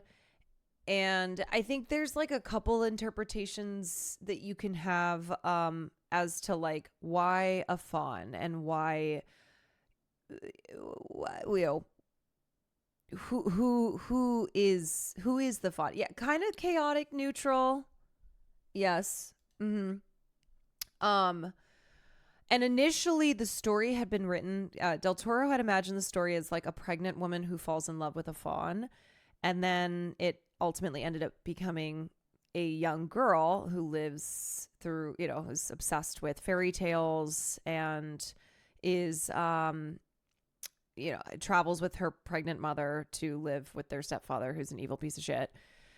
And there are some people who there's a lot of theories around the film. There's one theory, I don't know if I buy it, but there's a theory that Ophelia isn't real and that the mother has imagined Ophelia. She has like concocted Ophelia as a way, in the same way that Ophelia turns to fairy tales and to fantasy to try and survive in the real world and to try and have escapism, you know. There's like a long, I don't know how popular it is, but it's a theory that's been around for a while, that the mother actually imagined Ophelia. I don't know. Anyway, it's the only thing that I can think of is like initially the story was supposed to be about a pregnant woman who falls in love with a faun, and then it ended up being what it is now. But anyway, so somebody asked the question if there's an inspiration to Labyrinth. No, I don't believe that there is. As I said, he was heavily inspired by Lewis Carroll's Alice in Wonderland series, was inspired by a lot of like mythology and fairy tales just generally. And then what was the other one that I remember? He was, I think he said he was inspired by Francisco Goya's works. So there's a lot of inspirations that he had, but I don't think it was from the film Labyrinth. You should mention this and Devil's Backbone were inspired by Spirit of the Beehive, made in Spain during the Franco regime. Yes. The way that the faun tried to get Ophelia to come to the labyrinth reminds me of how the fairies in the ancient Magus Bride tried to get She's to come to their world. They seem inviting, but there's a feeling of risk, completely trusting them, that being you can't leave.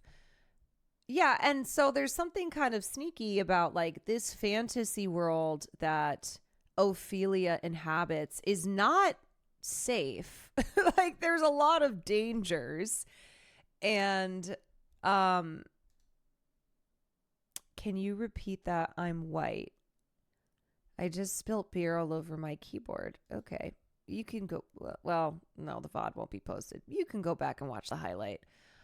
Okay, what was I saying? So it's not as if like she escapes to this fantasy world because the real world is so brutal and that she's safe in her fantasy world. And in fact, the fantasy world, so in the fantasy world, there are 3 tasks that the faun assigns to her. And those tasks are dangerous, and they're also representative of Franco's dictatorship, like how he just various aspects of his rule throughout Spain. So to speak to the brutality of Francoism, which of course is very apparent in the actions of Captain Vidal, but also are representative in the fantasy underworld, like it had its own horrors. So the first task is she has to retrieve the key from the giant toad, and she crawls into the tree and has to confront the creature. And the toad is described as very parasitic. And so the tree can't grow, it can't thrive because the toad is feeding on it. So she has to go feed it. She's got to go give it those 3 things. The toad is killing the tree, and she has to stop the toad from killing the tree. And that scene, as you'll remember, is juxtaposed with when the captain and his soldiers show up to the remnants of the rebel camp that had just been abandoned. And so that's when we like are introduced to the guerrilla fighters, and we see them, and they're very young. It's a not shiny and fancy and clean in the way that like the fascists look, but they're ragtag. They're like scraping by as rebel soldiers do. And so the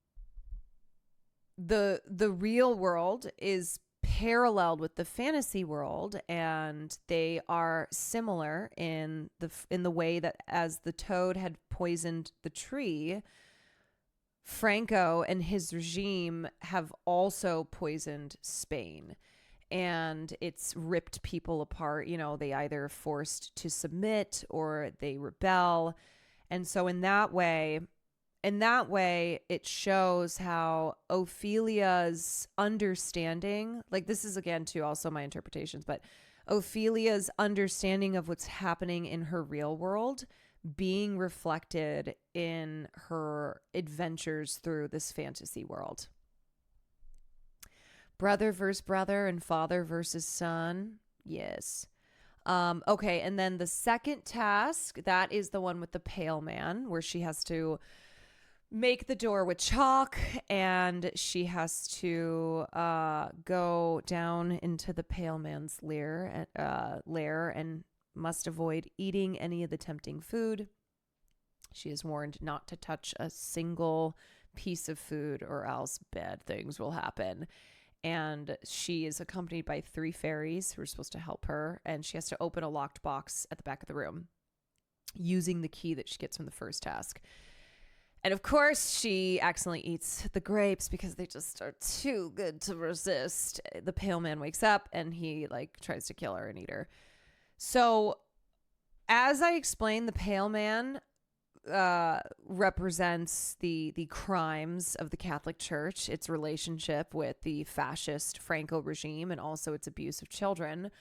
But that scene is also wrapped up in the scene happening in the real world where Captain Vidal is rationing food. So as a way to control people, and also, I mean, he's like, we don't want the rebels getting any food, but this was a tool. I mean, this is an authoritarian tool, right? Like, you control people by controlling their, their sustenance, what they need to survive. And so the second task, the pale man, is wrapped up with the scenes of, first of all, the Mercedes and the doctor having to smuggle medicine and food to the rebels, and then also the warehouse or the barn or whatever it is that is containing food and supplies, and then the townspeople are getting meager rations, and the guy gives his speech about this being your daily bread in Franco Spain. And so the symbolism of the pale man also being that there's all of this food, but that Ophelia is not to touch any of it, and if she does, then the pale man is gonna eat her. And so this is also representative of Franco's regime, where food and other necessities were being controlled in a very authoritarian way, and it kept the people, it kept the people desperate and needing to remain subservient to their authoritarian leaders in order to get their rations. Okay, and then thirdly, the last task is she has to bring the baby to the labyrinth in order to open up the secret underworld and, have her immortality and be reunited with her parents. She has to bring the baby to the labyrinth. What she doesn't know, though, is that the fawn is yeah, I'm just gonna give a little stabby. We must spill the blood of an innocent. And Ophelia's no, I don't think so. And he's you would sacrifice your immortal life for a brat that you don't even know? And she's yes. And she passes the final test by spilling her blood instead of the blood of her brand new baby brother. And then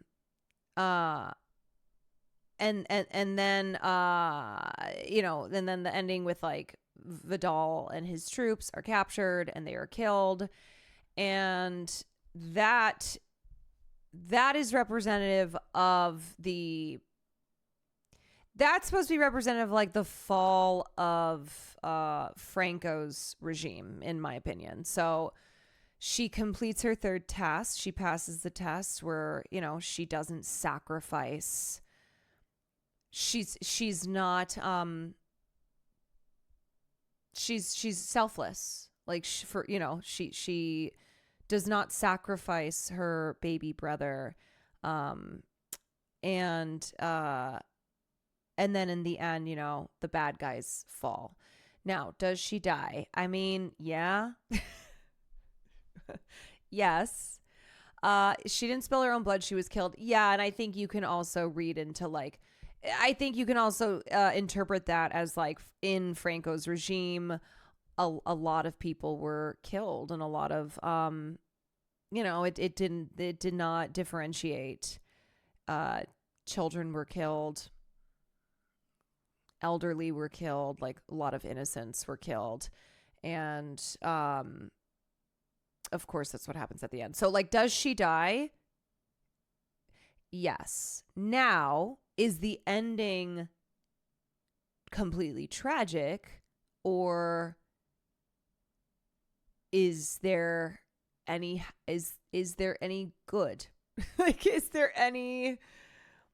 Can you read it at all as like being a happy ending? Because if you believe that, you know, she died peacefully. She died I mean, it was brutal death, but like she sacrificed herself for her brother and she's reunited with her parents, you know, at the end. So like it is tragic too, but also, I think the ending can be read without complete tragedy. Del Toro said of the ending, I always think of that beautiful quote by Kierkegaard that says, "The tyrant's reign ends with his death, but the martyr's reign starts with his death." I think that's the essence of the movie. It's about living forever by choosing how you die. I also like one of my favorite things in the film is the chalk. So first of all, because having chalk, magic chalk, to create portals, like to make a door, that's the coolest fucking thing in the world.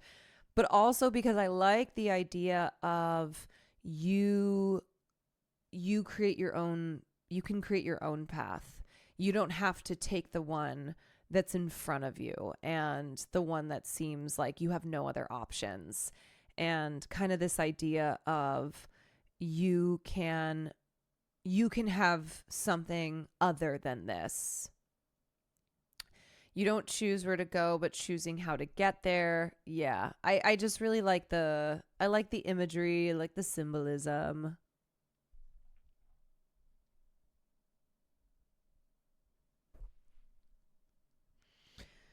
The ending itself is a dig at the Catholic Church, her becoming this immortal being in an underworld that's supposed to be hell, but it's actually like heaven that goes against the church. Yeah, fuck the church. Fuck it.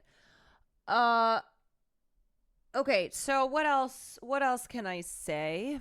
I'm running out of steam a little bit, but yes, it's a very anti-Francoist film, of course. And I think Del Toro, like a major reason why he did this film this way is because of the contested memory in Spain, because of how many people at that time, and I'm sure still now too, have CTE about all comes back to CTE, have CTE about fucking Franco and the dictatorship. And also not just CTE, but like, you know, whatever the explanation is, that because things were, it was, you know, history was kind of kept under wraps, where they're like, yeah, we're not saying it didn't happen, but we're not saying anything about it. Like, we're essentially choosing to be like, let's pretend like that didn't happen. And so over time, that warped people's memories and thinking that Franco was either not that bad or that actually he was good for Spain. Yeah, this idea like when you don't honestly take the care to remember history in its full, then over time people's memories will be will morph, will be affected. And so I think that in doing this film and in making Pan's Labyrinth and having it be a reminder of how fucking brutal this regime was, it's Del Toro being like, hey, don't forget, because this was years before they passed the law, the memory law in Spain, that was like, yeah, we're not going to forget the legacy of Spain's fascist dictatorship. We're going to recognize all the victims. We're going to not glorify figures and symbols from the regime. We will teach the history in our schools. Like, this was years before that happened. And so I think this was Del Toro being like, hey, don't forget. Don't forget how awful this was. And that there were a lot of people who did stand by and do nothing as fascism took over the country. And you had people resisting. But there were a lot of people too who didn't resist. And then even after the regime was toppled, there are many people in Spain who look back on that time with fondness. Also, this is a trickle-down effect from neoliberalism. Fascism doesn't just happen. People's material needs were neglected or dismissed. If that continues to happen, then you're just courting another takeover. Yeah, absolutely. It's a reminder of the past, but also not just remember the past, but to avoid, to make sure that it doesn't happen again. Genuinely, the never again slogan is applicable to all fascism, so that there is never again fascist regimes that enact genocides, total brutality on people that they seek to cleanse from society, that are not that fascism and fascists look at as needing to be removed from the new world and new world order that they are creating.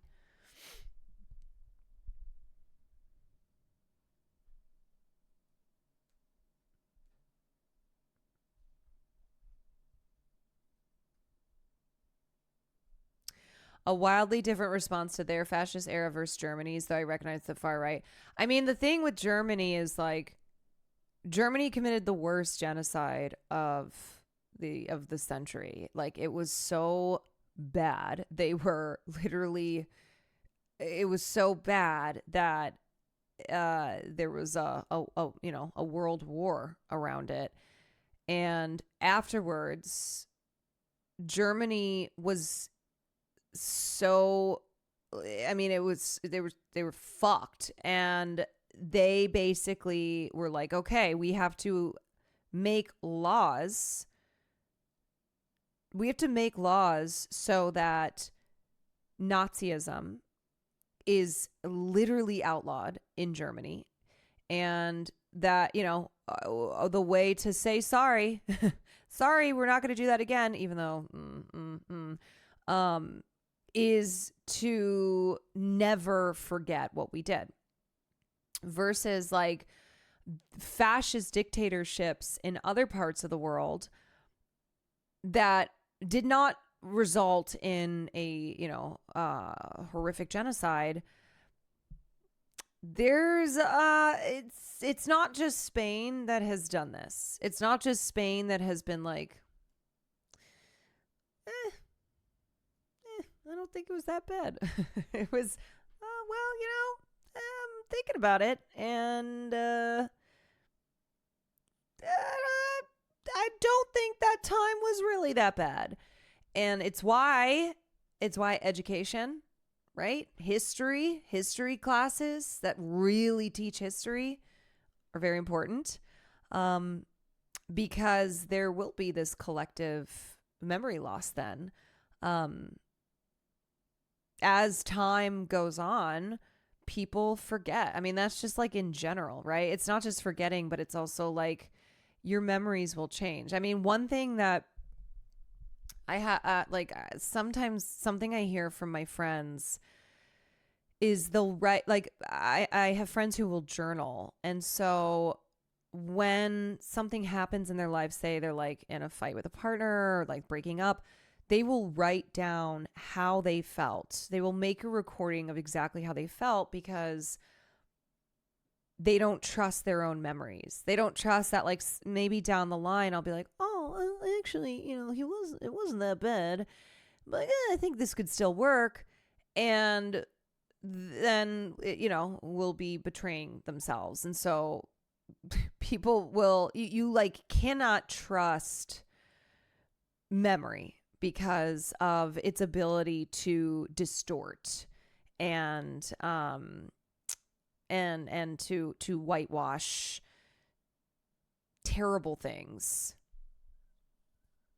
Also, them squashing the guy's memory at the end, his surprise is very empowering, but also unrealistic when in reality, those fascist dictators murder not often still get to control the narrative.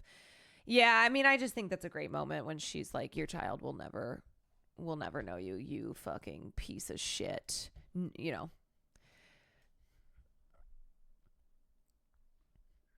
Fun personal story. I have a Spanish family on both sides of the Spanish Civil War. The rebels side barely survived the Franco regime before escaping to Argentina. Man, so you have a personal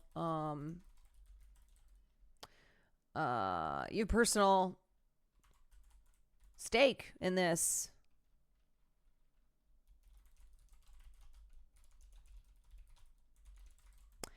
I'm really sorry, but what are we talking about? We are talking about the film Pan's Labyrinth and just the real political, the real political and historical context of the film.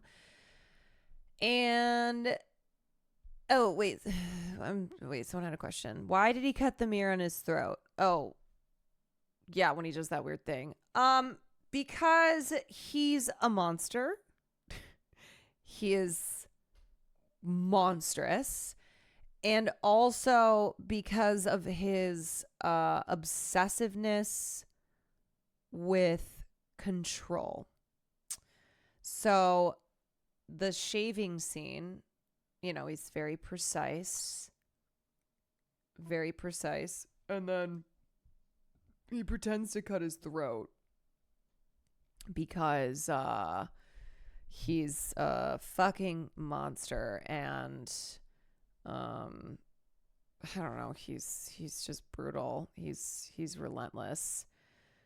But yeah, one recurring characteristic trait that we see in him is his obsession with control, as you see him control her mother, her, all the people around him, and he uses that he uses that as a weapon. JB 206, thank you for the tier 1. Why didn't Mercedes, if you have questions, hit me with your questions. Why didn't Mercedes kill the captain? So one, I think there was a lot going on. It was like stressful. She's trying to get to the rebels because she knows as soon as she can get to the rebels, like, that this was the moment. I think it's like if now is the time to it could be like maybe she thought she did, maybe she thought she stabbed in the heart. She was just thinking, let me stab and then run into the woods, and I gotta find the rebels. And then immediately after that, they attack the camp and they take, they kill the soldiers. They kill Vidal. So I don't think it's one of those plot things. It's like, well, hold on. What does this mean? Another thing from the BTS, there's a lot of legendary Spanish-speaking actors. The king is played by Federico Lupi. Legendary Argentine actor that Del Toro loves. Mercedes is played by Maribel Verdú. Incredible actress that Americans know from E2 Mama Tambien or the Ezra Miller Flash movie. It was implied that the captain killed Ophelia's dad, or it was clear, like King.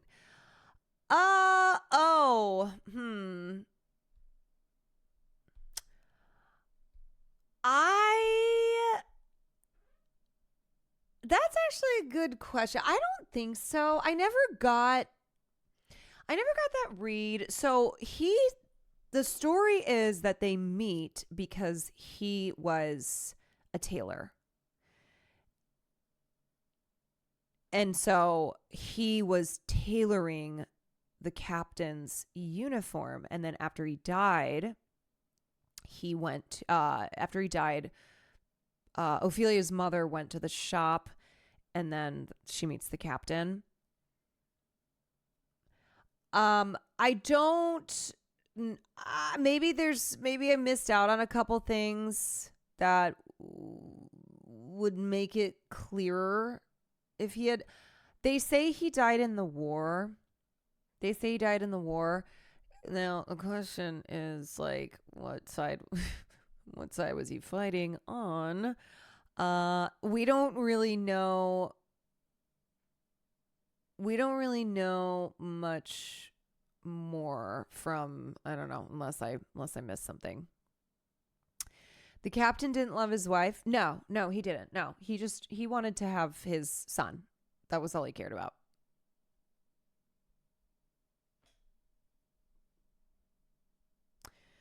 Seemed like he tracked her down the next time they met. Yeah, well, she was, very beautiful, and he wanted to have an heir. That's all he wanted.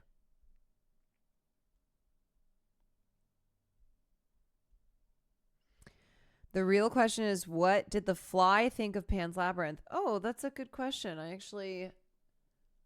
Oh, well, the fly's gone.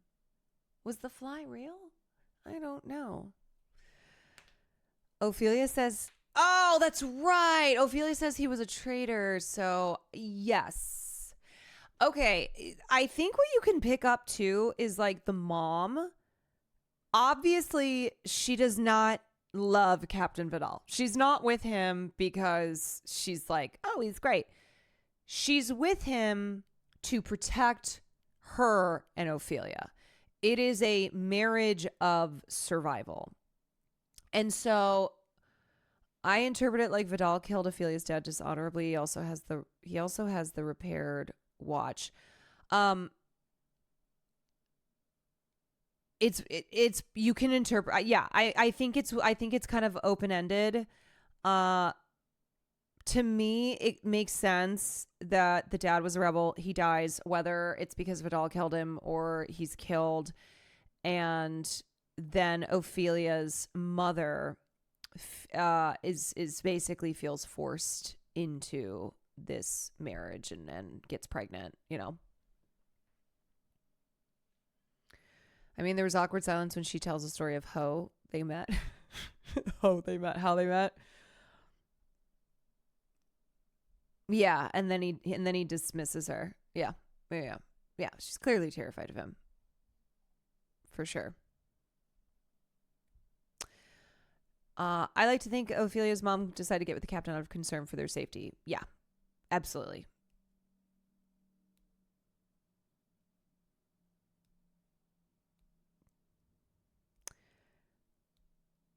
Yeah, I think it, as I said, there's not one answer there, but I think Ophelia's father being on the side of the rebels seems to be the case. And then how he died, up for interpretation. And then the mother. Yeah, and I think too, it's sad, like the scene when the mom is like, magic isn't real. Because I think to me, that's like a heartbreaking moment where she's looking at it as like, I don't know if I can protect my daughter anymore. And early in the film, she kind of humors her. She's a little bit like, stop reading your books so much. But at that point, you know, when she kills the mandrake and tells Ophelia that there's no magic and this is the real world, is sad. It's really sad. Yeah. Yeah, very heartbreaking.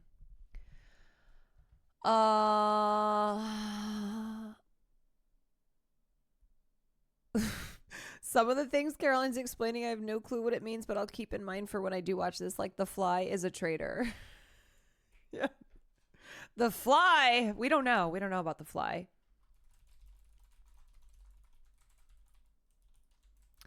We do not know if the Fly is even real.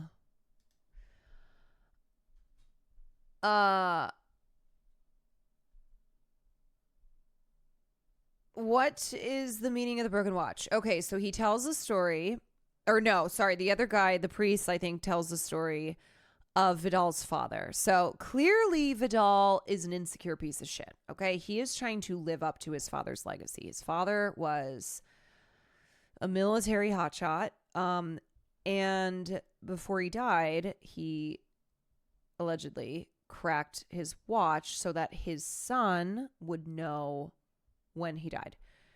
So Vidal has he's obsessed. He's obsessed with his legacy because of his father's legacy. He's obsessed with time. He is obsessed with like ensuring that after he dies that his legacy carries on, and that's why he says at the end, because he knows he's gonna be killed, he's like, tell my son, like, give this to my son, you know, tell him who I was, tell him about his father. And they're like, fuck you. And it's because, yes, the one thing you can't control is time. And he's a control freak. He's fascist. He's obsessed with control. And so anyway, he is trying to live up to this idealized image and live up to, you know, clearly this deep military legacy in his family. But yeah, he's constantly checking his watch, he's constantly referencing it. And yeah, so it represents a bunch of stuff. What do you think of the fairies? Are they working for the fawn, or are they truly Ophelia's friends and guardians? So the fairies are given to Ophelia, assist her because of the fawn. I don't think they're evil, but I don't think the fawn is evil. I think, as I said, you know, fawns have been depicted throughout mythology as neither evil nor good. They are like nature, where they are ambiguous. They are neither one or the other. And that's also something that, like, Guillermo del Toro has talked a lot about. He, because of his upbringing, you know, his perspective on the world, he is very intrigued by the dichotomy of good and evil, and he doesn't like to just show one or the other. Like, he is into kind of the in-between that exists.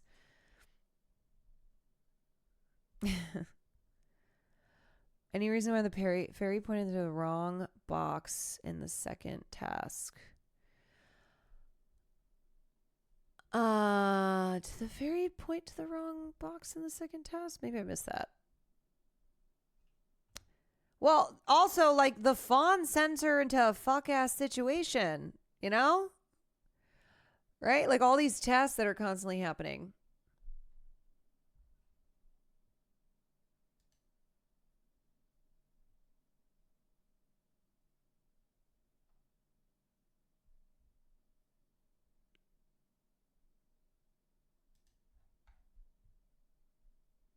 They're fae. Yeah, fairies are also like fairies are chaos. They're very chaotic. They're tricksters. Yeah, they can be tricksters.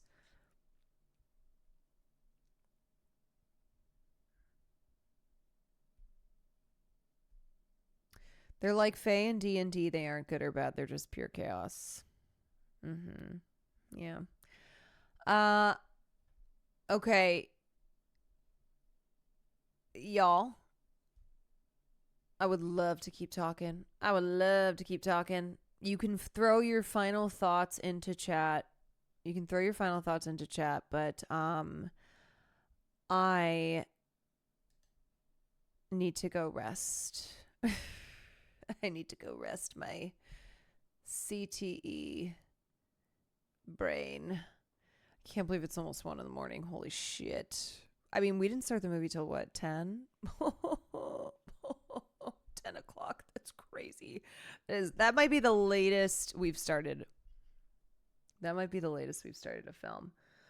No, I am not going to the after party. I chose to be here doing film class after I did 2 days of streamer games. And I still showed up. I did it. We watched a great film. We watched an amazing film. I hope you enjoyed. I hope if that was your first time that it was a good experience. Yeah. How are my EST warriors going? Thank you so much for screening this. I don't know if I would have given it another go after watching part and fleeing as a young teen. It scared me and also flew right over my head at the time. I'm glad to have watched it in full now. I love this movie so much. I watched it when I was a teen too, when it came out, and then I've watched it here and there throughout the years, but it's great. I love fairy tales. And if you didn't know, like fairy tales, you might know the happy-go-lucky versions, but fairy tales have a deep deep history and are often dark. You just get the like Disneyed up versions when you're a kid, but yeah, fairy tales are very dark, but they're the reason that Guillermo loves using fairy tales as a vehicle for his stories is because of he talks about fairy tales being like a very political genre of fiction, and just all of the wonderful storytelling possibilities that are available. Yeah. All right, you guys. That was great. That was awesome. Oh my god. I'm gonna send you over to Mafia J. Love the film class streams. If that was your first film class, I hope you come back. Usually try and do them every Sunday. And I usually show things that I've seen, films that I really love, or films that I think have an important place in cinema history. And I love to have discussions on them. So that was your first one. I hope you come back for another one. It was your first film class. Next time I won't be so dead, hopefully. But yes, it's great.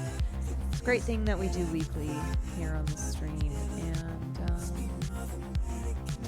that's all I got. All right. I don't know if I'll see you guys tomorrow. I might end up taking tomorrow off, to be determined.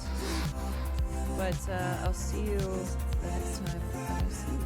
Okay. All right. Adios. Bye bye.